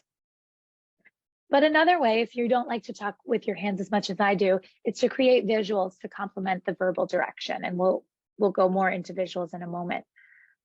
Finally, it's important that we choose the appropriate method for asking a question or showing understanding. So your student may not be able to tell you, I understand this, right? Your student might not be able to tell you, I already know this, but you can ask that question and you can ask them questions in order to get an answer from them that would show you that they already understand this. So thinking about the way that we ask questions is really key for making sure that we're providing supports that are appropriate to that student and their needs.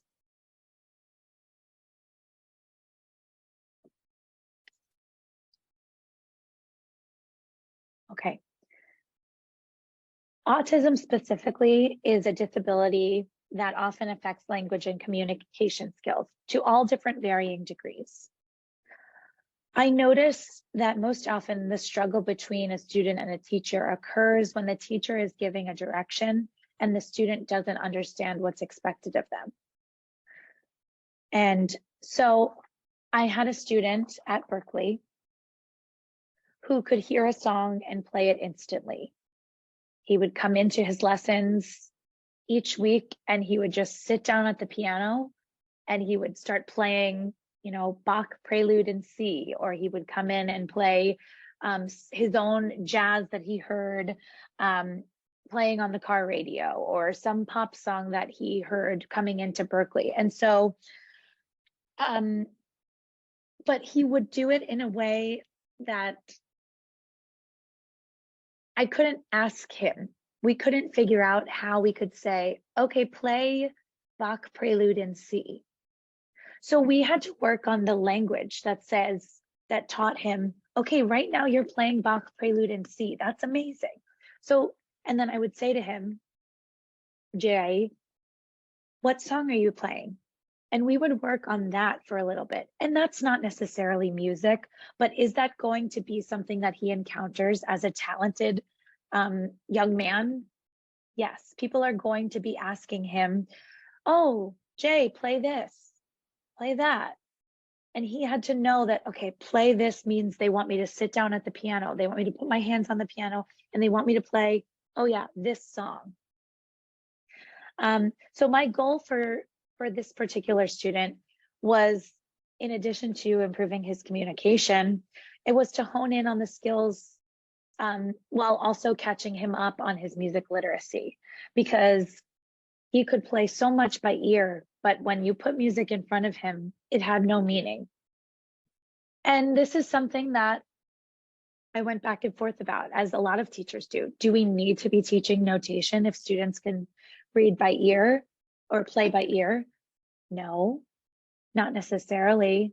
But I wanted this, and I think that this ultimately, I was able to see the connection start to be formed between his strong ear and his developing notation skills.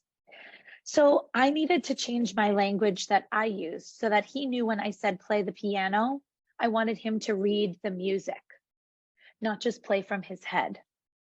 Because oftentimes, again, the communication skills were not quite there. So we came up with our own titles for what those two things would be.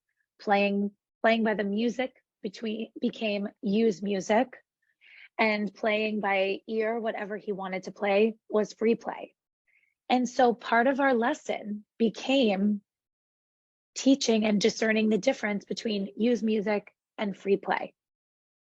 And we'll talk more about visuals soon, but I think it's important to reinforce and make sure that the words that you're choosing during your lessons have meaning to that particular student. And again, it might be one word for one student and a completely different set of words for a different student. And that does get tricky, but it's something that if you're able to really teach that and teach the language to that student, will make a huge difference in their understanding of what they're able to do. And we just came up with those words kind of on our own, because for use music, he knew he needed something in front of him. And then for free play, I would take all of the music, all of his books, the schedule, everything off the piano, so that there was nothing that he was looking at visually. So the prompt almost was clearing the piano. And then he would know, okay, this is time for me to just have my own time and play. And so right here we see connects language to an action or behavior to create meaning. And it's beyond just connecting language, it's also creating and establishing the meaning behind it. And that does take time and becomes part of your routine. And in order to have a successful routine, you need to make sure you're incorporating visual supports. So we'll talk a little bit about this, but in order to keep interest and motivation up, my students give me a song that they want to learn. Oftentimes it's a pop song, it's a song from a movie, and it's a song that's too advanced. But based on the skills that they have and the needs that they have, I figure out a way to modify the song, whether they just play the melody or they play it as a duet with me. And oftentimes this means that I create my own visuals that are personalized to that student. And that's where visual supports really play an important part. Okay, so now I'm going to show you a video. And before I show it to you, I'm going to, ask you to turn your head sideways a little bit and notice that on each of these piano keys, there are numbers. For this particular student, we didn't use letters, we used numbers because that's what he was used to. And I felt that that was what made sense to him more than starting to incorporate letters in there. For other pieces of music that he was working on that were a bit easier, we were reading letters. But for a song like this that I knew was going to be more challenging, I wanted him to use numbers because it was the pathway that was more more intuitive or more innate in him. And so together at the beginning of our lesson, I wrote out 6 Post-its on one end, and he wrote out, actually he wrote out 8 numbers, and that was his choice. I would always give him the choice. He had to do 1 set at least, but if he wanted me to take over, I would do the second set, and then he would actually place them on the piano. And I think that this is worth mentioning because a lot of times I know people kind of turn their nose at using Post-its and labeling piano keys or any instrumental keys, but this became a support that he could put onto any instrument. So not only was this helping him read his music, but it was helping him understand the layout of a piano and be able to do it in any setting that he was in, not just in lessons with me. So yes, we put these supports on. Yes, we spent time in the lesson doing it because in my mind, that's part of how he's going to play the piano. He's going to put Post-its on the piano, and that is perfectly okay. So he's got notes here labeled with numbers and up here labeled with numbers. And he has a piece of sheet music up in front of him, which is on the next slide. I'll show you after, which details out the numbers. So here we go.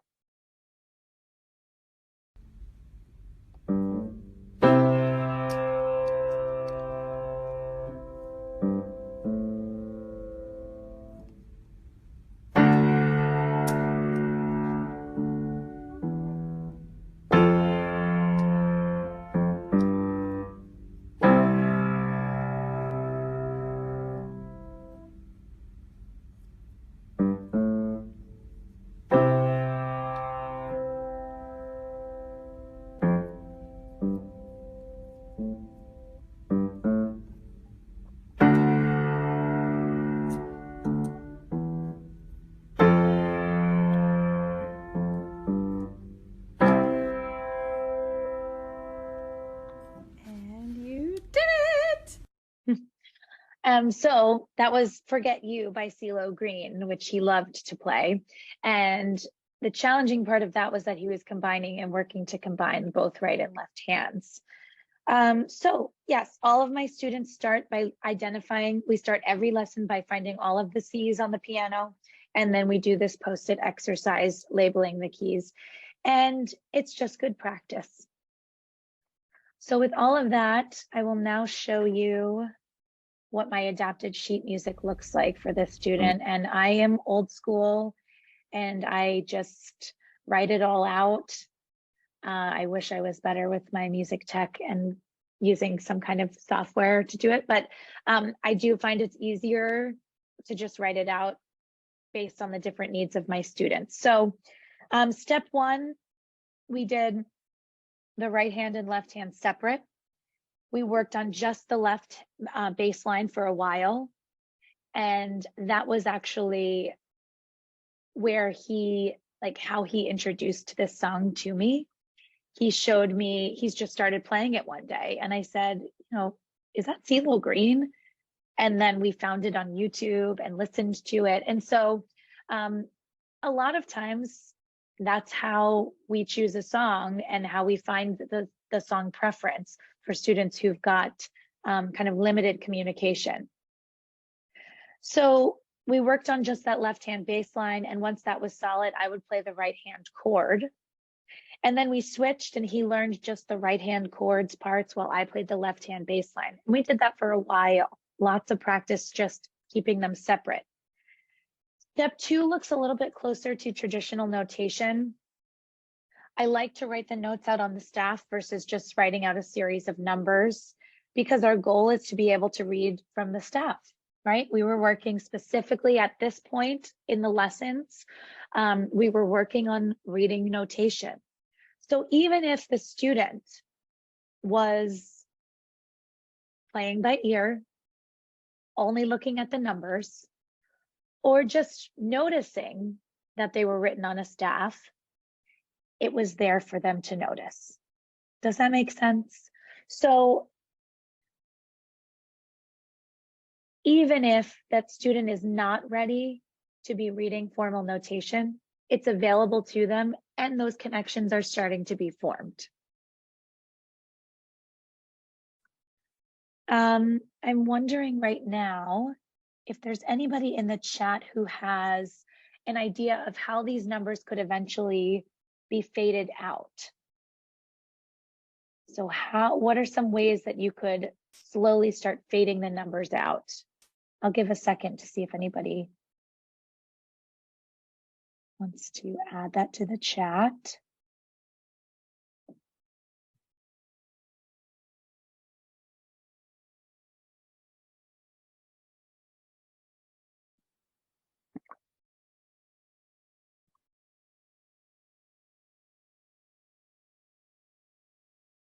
All right, I see someone's in the chat. Yeah, take them away one at a time. Yeah, thank you, Moniz. Yeah, I would take, maybe you would take one series of, or one note away. Maybe you would take all of the fives away, something like that. Or slowly start fading them out. Yeah. Okay. So our second point is to give student ownership over their lesson. And this kind of goes hand in hand with letting them choose a song to work on that they enjoy, but get to know the student's interests, their likes, their dislikes, incorporate music that the student enjoys, and also offer the student a predictable routine.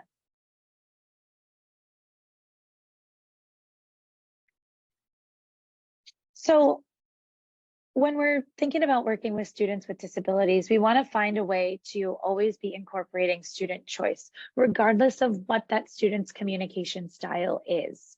So whether they can tell you outright, I like this, I like that, I don't like this, or if you go into YouTube and you have them type in a song that they like, or you show them songs and see how they react.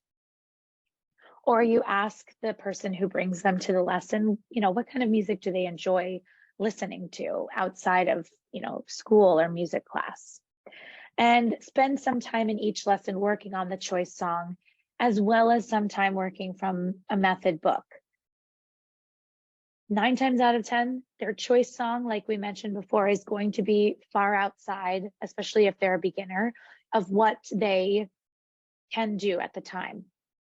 The method book, kind of starting from the very beginning, the method book will slowly work them up so that then the choice song and the method book work can kind of meet each other in the middle. Forget You is not typically a song that I would do with a beginning student, especially someone that's learning how to read notation. But learning an instrument takes a lot of time, and typically, I know in my own experience, learning an instrument, you don't get to songs that are really songs in your mind for years. And so I want my students to always feel successful right away so that they want to keep coming to lessons, because even from my own experience, I know that if I had a teacher who introduced music that I enjoyed and showed me that, yeah, even though you're a beginner, you can still play X music, I might have enjoyed it a little bit more, but it felt less like work and more like fun, because I know later on when I discovered that that was available to me, it made music learning so much more engaging. So yes, the songs and method books are more appropriate for beginners, but they don't always sound like songs. You know, they have fun titles. You know, you've got like the C note shuffle that's just C, C, C, C, C, C. And so, yeah, that's a song, but it's not a song in the traditional way that we think of. So they're not recognizable to a student. And so having students pick one fun song that's sort of a goal, long-term goal, while also making our way through the method books is kind of the happy medium.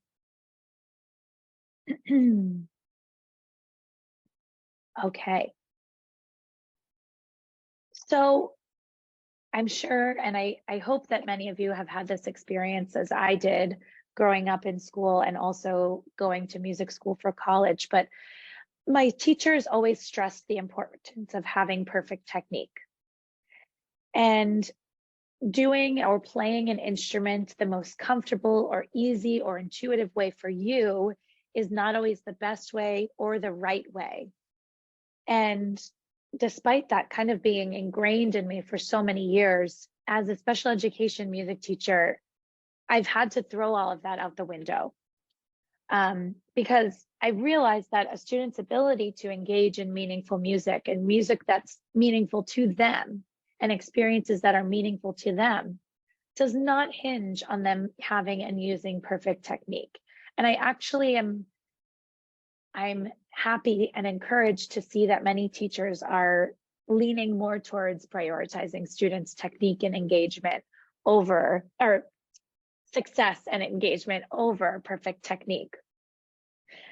I think, of course, we never want to cause harm or injury, right? We don't want to be injuring students' voices or their bodies by having bad posture or over singing. You don't want to cause harm. But if the most natural way to them is safe and is working, then I won't ask a student to relearn to play the right way. Mostly because when I look at a student with a disability and I think about how challenging it is for them to read music, learn an instrument, I don't want to say your way is wrong and now you have to do it my way. Because if their way is working and is safe, then the difference shouldn't really matter. And so I always add something like this in my slides because I think it's important that we reflect. Am I asking the student to do something for their benefit, or because it makes me the most comfortable, or because it's as the teacher, the way that I've always done it? And to really be reflective in the practices and the methods that we use to teach our students. And are there any comments or questions so far about empowering students or making them feel successful, engaged, choosing rep that's interesting to them, even if it's more challenging? Sometimes that's a tricky one.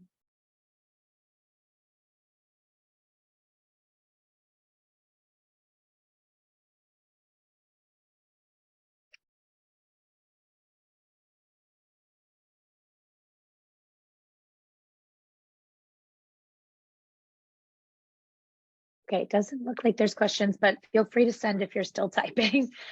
So next we will talk about one of my favorite things, having a clear routine and a schedule. So I base all of my lessons around a solid schedule and routine. And we always begin our lessons by creating the schedule with the student. And I display the schedule in an area of the room that is easily accessible. It's not on like a slide that's there and then gone. It's something that will be up for the entire lesson so that we can continue to refer back to that throughout the lesson, and that it's in a spot that the student can continue to view, so that, I mean, for so many reasons, but so that the student can predict, okay, this is, I don't really like playing this song, but I'm going to do it because the next song we're going to play is my favorite song to play, and then I get to take a break. And the flow of the lesson is much more predictable for that student. So by establishing a routine, you're providing your students with comfort. You're lessening their anxieties of what's coming next. You're setting expectations that are predictable and attainable. You're giving, again, students ownership of their learning environment. And you're providing a space where your students are going to be set up for success. They can self-regulate, right? If things are predictable, just like I said, they know when a break is coming. They know, okay, I can hold on, I'll play one more song and then I can take a break.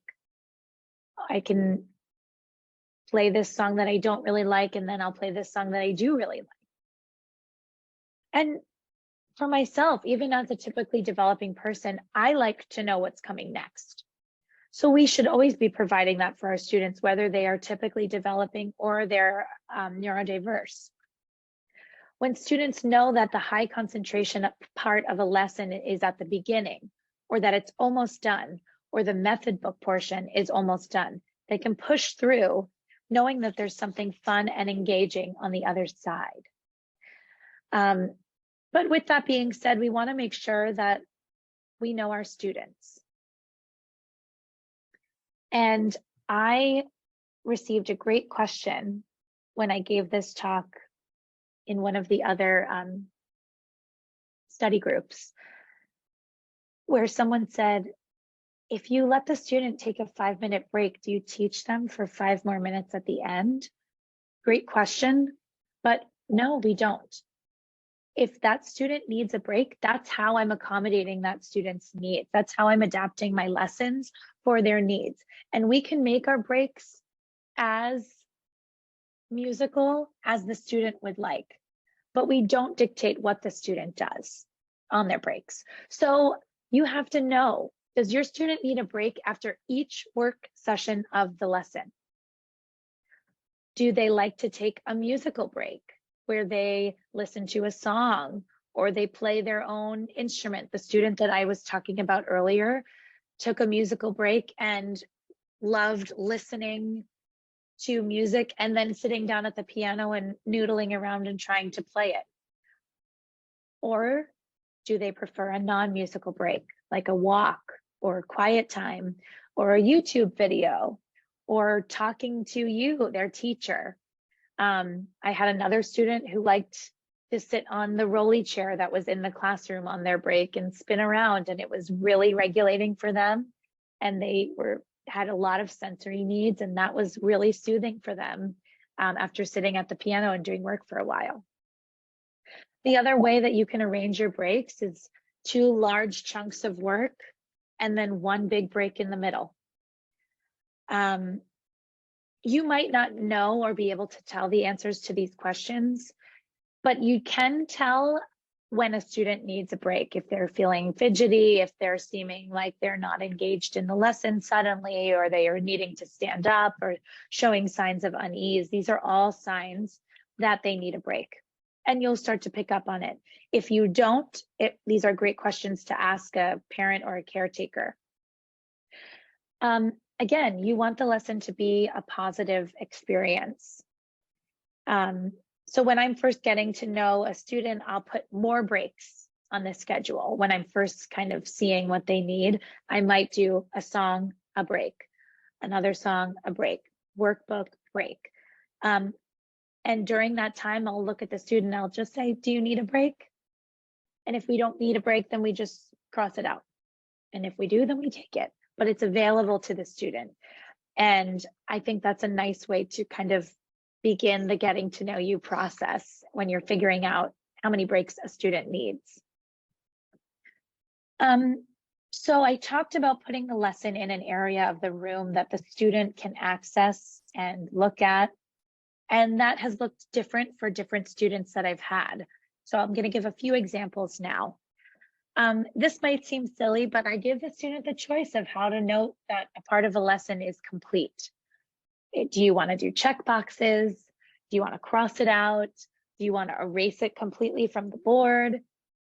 And as much as we want the lesson to be fun and engaging, they will enjoy crossing things off the schedule as they work through it. Who doesn't enjoy crossing things off a list as you accomplish or finish them? So for this particular student that you see up here, I would list out what I called a lesson skeleton, and I'll talk about that in a minute. But in our lesson skeleton, we create our lesson schedule, and she really enjoyed having it on the dry erase board versus on a piece of paper. She liked it nice and big on the dry erase board, and she enjoyed giving a big check mark after each section. And that was her favorite way to indicate that we were moving on to another phase. Here are some other examples. For that sense of ease and predictability, it's important to refer back to the schedule throughout the lesson. It teaches the student to then do the same, and it encourages independence and self-regulation skills, which we just want in all people that we are working with. So like I said, I like to have it displayed either on a whiteboard or on a piece of paper that sits right on the piano. And I have two different examples here. So this one is again on the whiteboard. For this student, we were working on getting him to use a louder singing voice. He enjoyed talking about what date it was, so we would write that up on the board. And I had his schedule always written out for him. We always started every lesson with the same 4 steps: breathing, stretching, warming up, and singing Doe a Deer. Doe a Deer was a simple song that he already knew that would just get us not in warm-ups, kind of moving towards our repertoire work, but it was with a familiar and easy song for that particular student. It could be subbed out by anything. And then we would have our choices, quick break, and then one last choice song. And again, he liked to do check marks.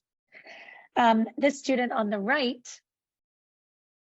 enjoyed drawing out the check marks. So again, I would have all of this written out for her, or I would write it out for her. Sometimes I would do it before her lesson. Sometimes we would go through it together. And then as we went through it together and reviewed, she would draw an empty box so that she could eventually use it as a check mark. So I like to involve my students in creating their schedules. Again, this empowers them. This helps them to realize how I craft their lessons, that each of their lessons are individual to them. And it gives them a sense, again, of ownership over their music learning. So I do always have a plan in my head, or even written out to the side, of what I want to do for the schedule, but I like to physically write it out at the beginning of the lesson with the student. This also gives us time to talk about what they've worked on that week and what we'll be working on together today. The student on the right, like I said, she liked to draw the boxes so that then she could do a nice big check mark after each. She didn't take breaks in the middle of the lesson, but I did leave a good chunk of about 5 minutes at the end after we had gone over what she would need to practice that week for her to make a choice. And sometimes that choice was just chatting with me, and sometimes that choice was watching a YouTube video, and sometimes that choice was singing a song, even though she was taking piano lessons. And that was her choice, and that changed every week. So you can see here it says Emmy's choice. And this week she said she wanted to show me Somewhere Over the Rainbow with Judy Garland. And some weeks that would change. And then after that, she always liked to write out all done. And sometimes she would draw like a little picture of a pizza or something next to it because that made her happy. And I was always fine to use that time at the beginning of our lesson to really focus us and set us up for work that day. Okay, so now I'll talk about a schedule skeleton. Individuals with autism specifically typically enjoy repetition, and this can show up in lessons as wanting to choose the same song to practice over and over and over again. And while I want to encourage my students to play music that they enjoy, I've talked about that a lot, I also think that they only get to meet with me as their teacher once a week, and that lessons should also be a time for them to practice new things knowing that when they go home to practice, they're probably going to sing their most favorite pieces or practice their most favorite pieces and not necessarily challenge themselves to explore new things. So I kept running into this problem where my students were picking the same song. So I decided that we would use this schedule skeleton. And so when this particular student came in, we would have our hellos, which was just time for us to chit chat for a few minutes, catch up, our warm-ups. And then it was Emily's choice, Kayla, the teacher, my choice, and then a break, and then Kayla's choice, and then always finished with the student's choice. And that was the end of the lesson.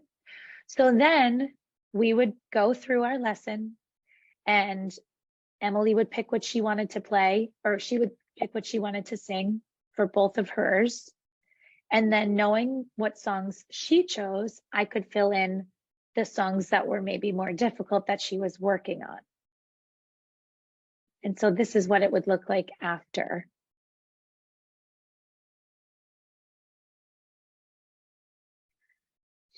Yeah, so this specifically works for a student who has a lot of repertoire. This student enjoyed, she was 10 at the time when I had her, and she really enjoyed singing Think of Me and Italian opera.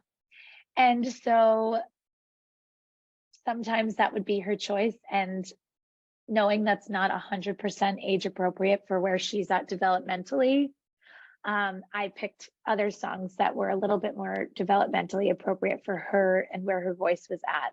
But I also honored and let her do what she wanted as well. And the great thing about having it on a dry erase board is, like, when the student comes in, if it seems like they're having a day where maybe they're not going to be as flexible, they're wanting to do their own thing, you'll notice I had a K's choice and I changed it to E's choice because I felt like we just needed more of our own choice that day. And so again, it's important that you're able to adapt and be flexible, because you never know on a particular day the way a student is going to come into to their lesson. Okay. So are there any questions about schedule skeletons or creating them with your students? I'm going to pause for a moment.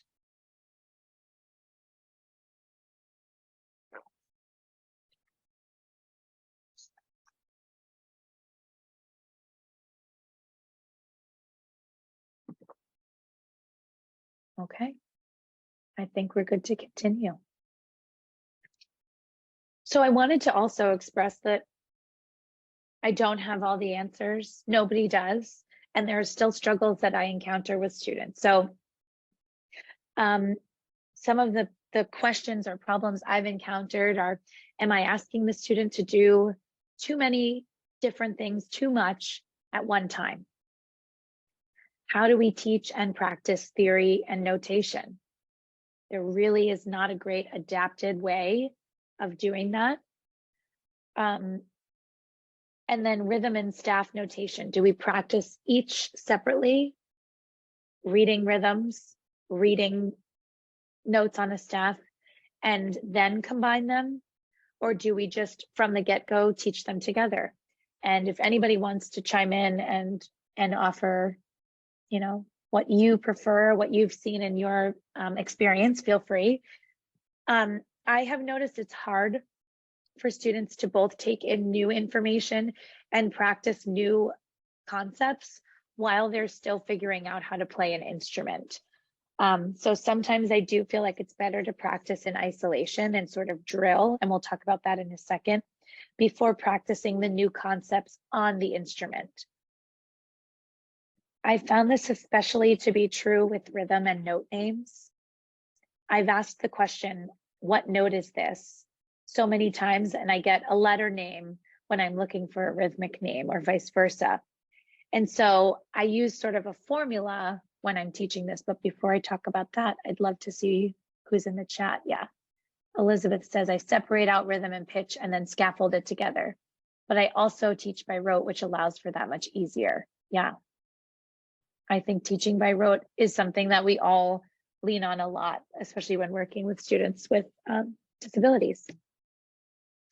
So I do take time to drill, and I hate that word, but that sort of is the way that it doesn't feel like drilling a student while we're working with them, but I do feel like in my own experience that it's sort of like, what note is this? Great, it's a quarter note. So in order to drill, I brainstorm the prerequisite skills and the knowledge that's needed for a particular song. And I come with the knowledge that individuals with disabilities need more practice with those prerequisite skills before they can apply them to the instrument. Because again, repetition is key when working with this population. They need much more repetition than their typically developing peers. It's often more effective to separate the music skills you need from the actual instrument the student is playing, especially for beginners. This lets the student focus on either the skill or playing the instrument correctly. Again, we talked about using proper technique, but a lot of times any technique will suffer when the student is focusing on playing the rhythm correctly or playing the note correctly and looking at the music and playing the right note. It's a lot to ask a student to do, especially when you're working with beginner students. Depending on their needs, even more advanced students benefit from taking the time within your schedule to just practice rhythm. And there are some great apps you can use for this. There's musictheory.net, which is an excellent resource if you don't know it. And Simply Piano is another one that I've used to just work on practicing reading and notation skills. So like I said, I prefer to practice rhythm and melody separately. So if you're looking at the top line up here, in red, I've got the key. And I just describe it as that because oftentimes students have that language from school when they're learning about maps. So this is their key. And so I write this here. And then we go through, notice everything is quarter notes. Everything is quarter notes for this because that's all we're working on. We're not talking about rhythm here. All we're talking about is note names. And so I'll say, write a ta on E, and the student will put it here, and then they'll label it. And so I'll just do it a ta for a while. Okay, and that's what we see up here. The second line is where things get a little bit more advanced, where I'll say, okay, when it's time to combine them, write a ta on E, write a ta on F, and so on and so forth. I found this to be really effective. You'll also see that I've got the note names up here. If you wanted, you could substitute and just do the actual picture of the notes there as well. You can use whatever syllables that student is used to. I always go off of what the student uses in music class because they already have some kind of a foundation from that.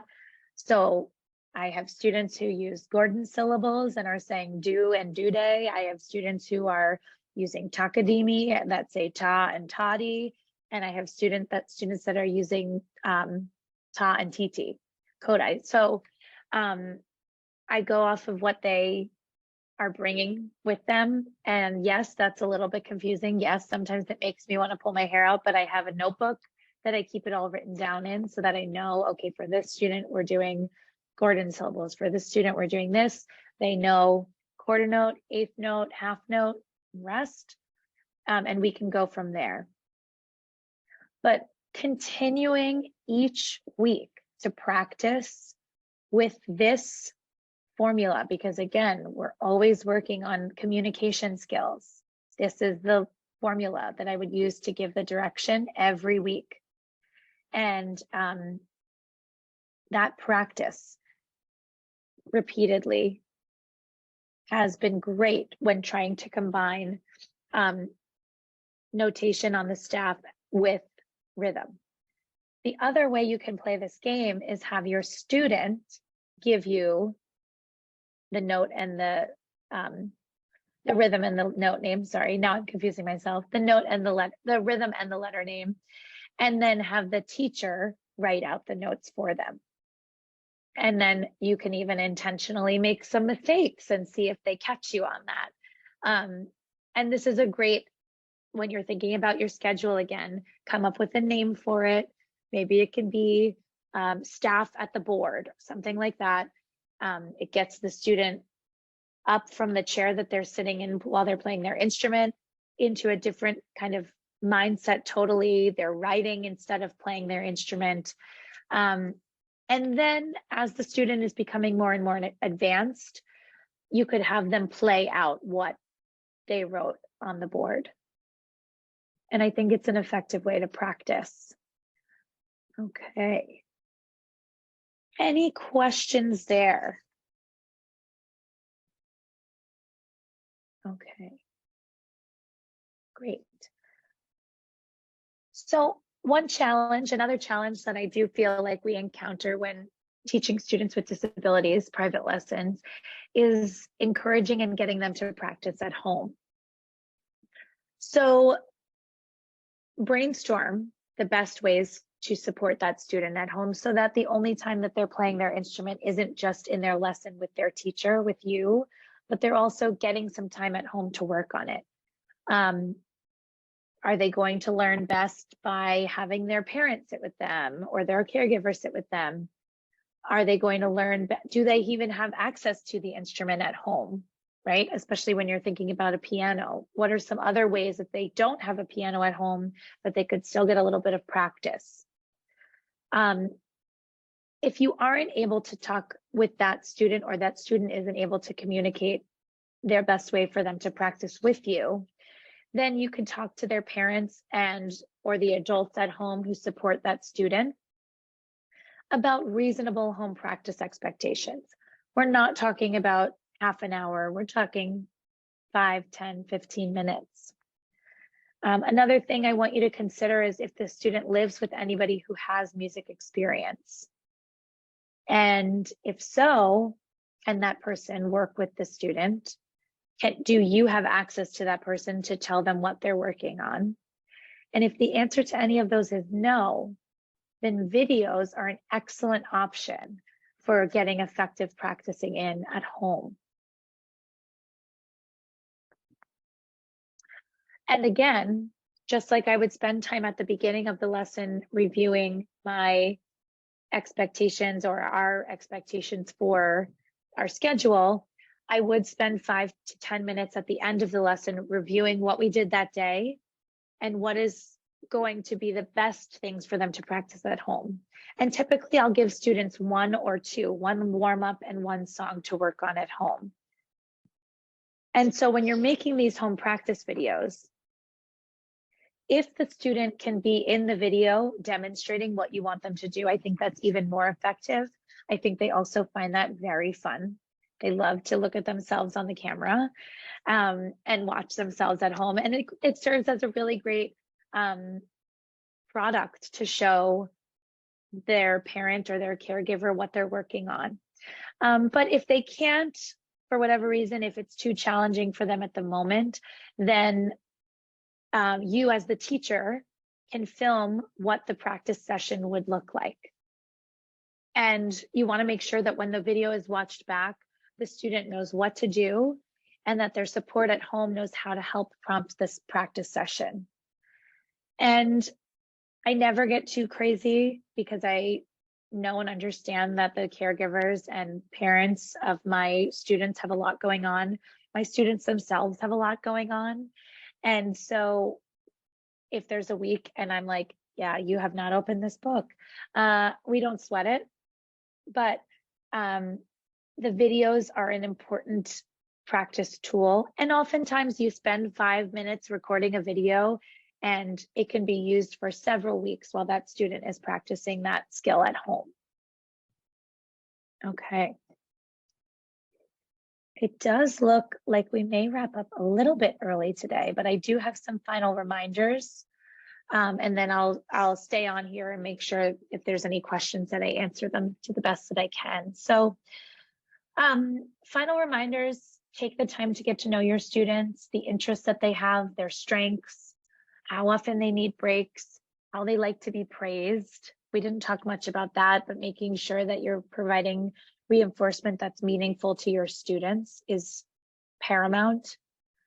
Having this information will make lessons a place that they want to be, not just a place that they feel they have to be or that their parents make them go to. Like, it's a place that is fun for them and where they're understood.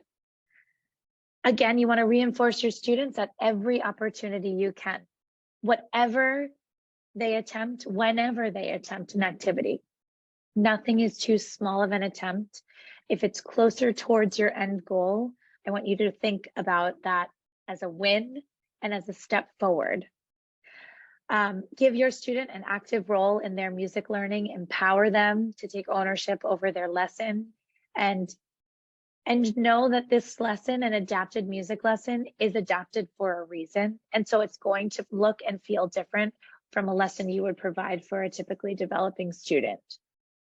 And again, I'm going to give you my controversial point to prioritize success over technique, and know that that success and making sure that the student is finding and feeling successful is far more important than making sure that the student is using the correct fingers or the correct posture. I remember always making sure that students had curved fingers, and now I have a lot of students who play like this, and we don't correct it because if it's easier and if it's happening this way, then that's okay with me. So we have some time for questions. We have some time for discussion if we'd prefer that. Feel free to type out in the chat, give your Q&As. I also have my email here if you have any questions for me or you think of something else down the line. But thank you so much for spending your day here and for being interested in reaching your students who are differently abled.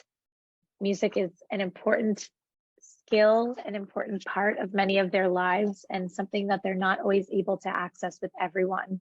And so being a teacher who's looking for resources to better reach students with disabilities, I give you lots of credit, and I thank you for being here.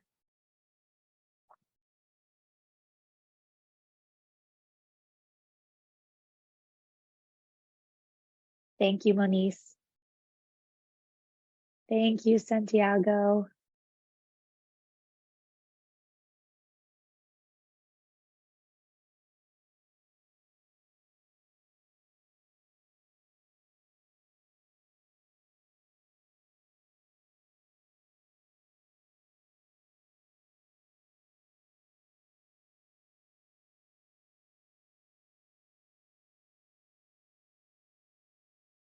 Thank you, Jim.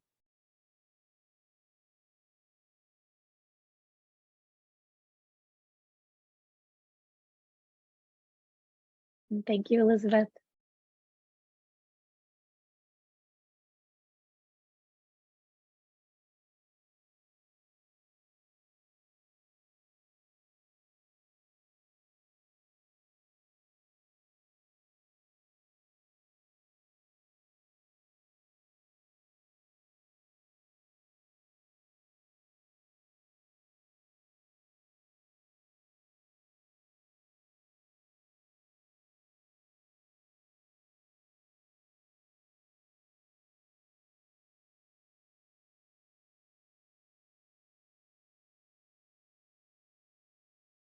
All right, so it looks like we're all set with questions. So thank you again, and have a wonderful day.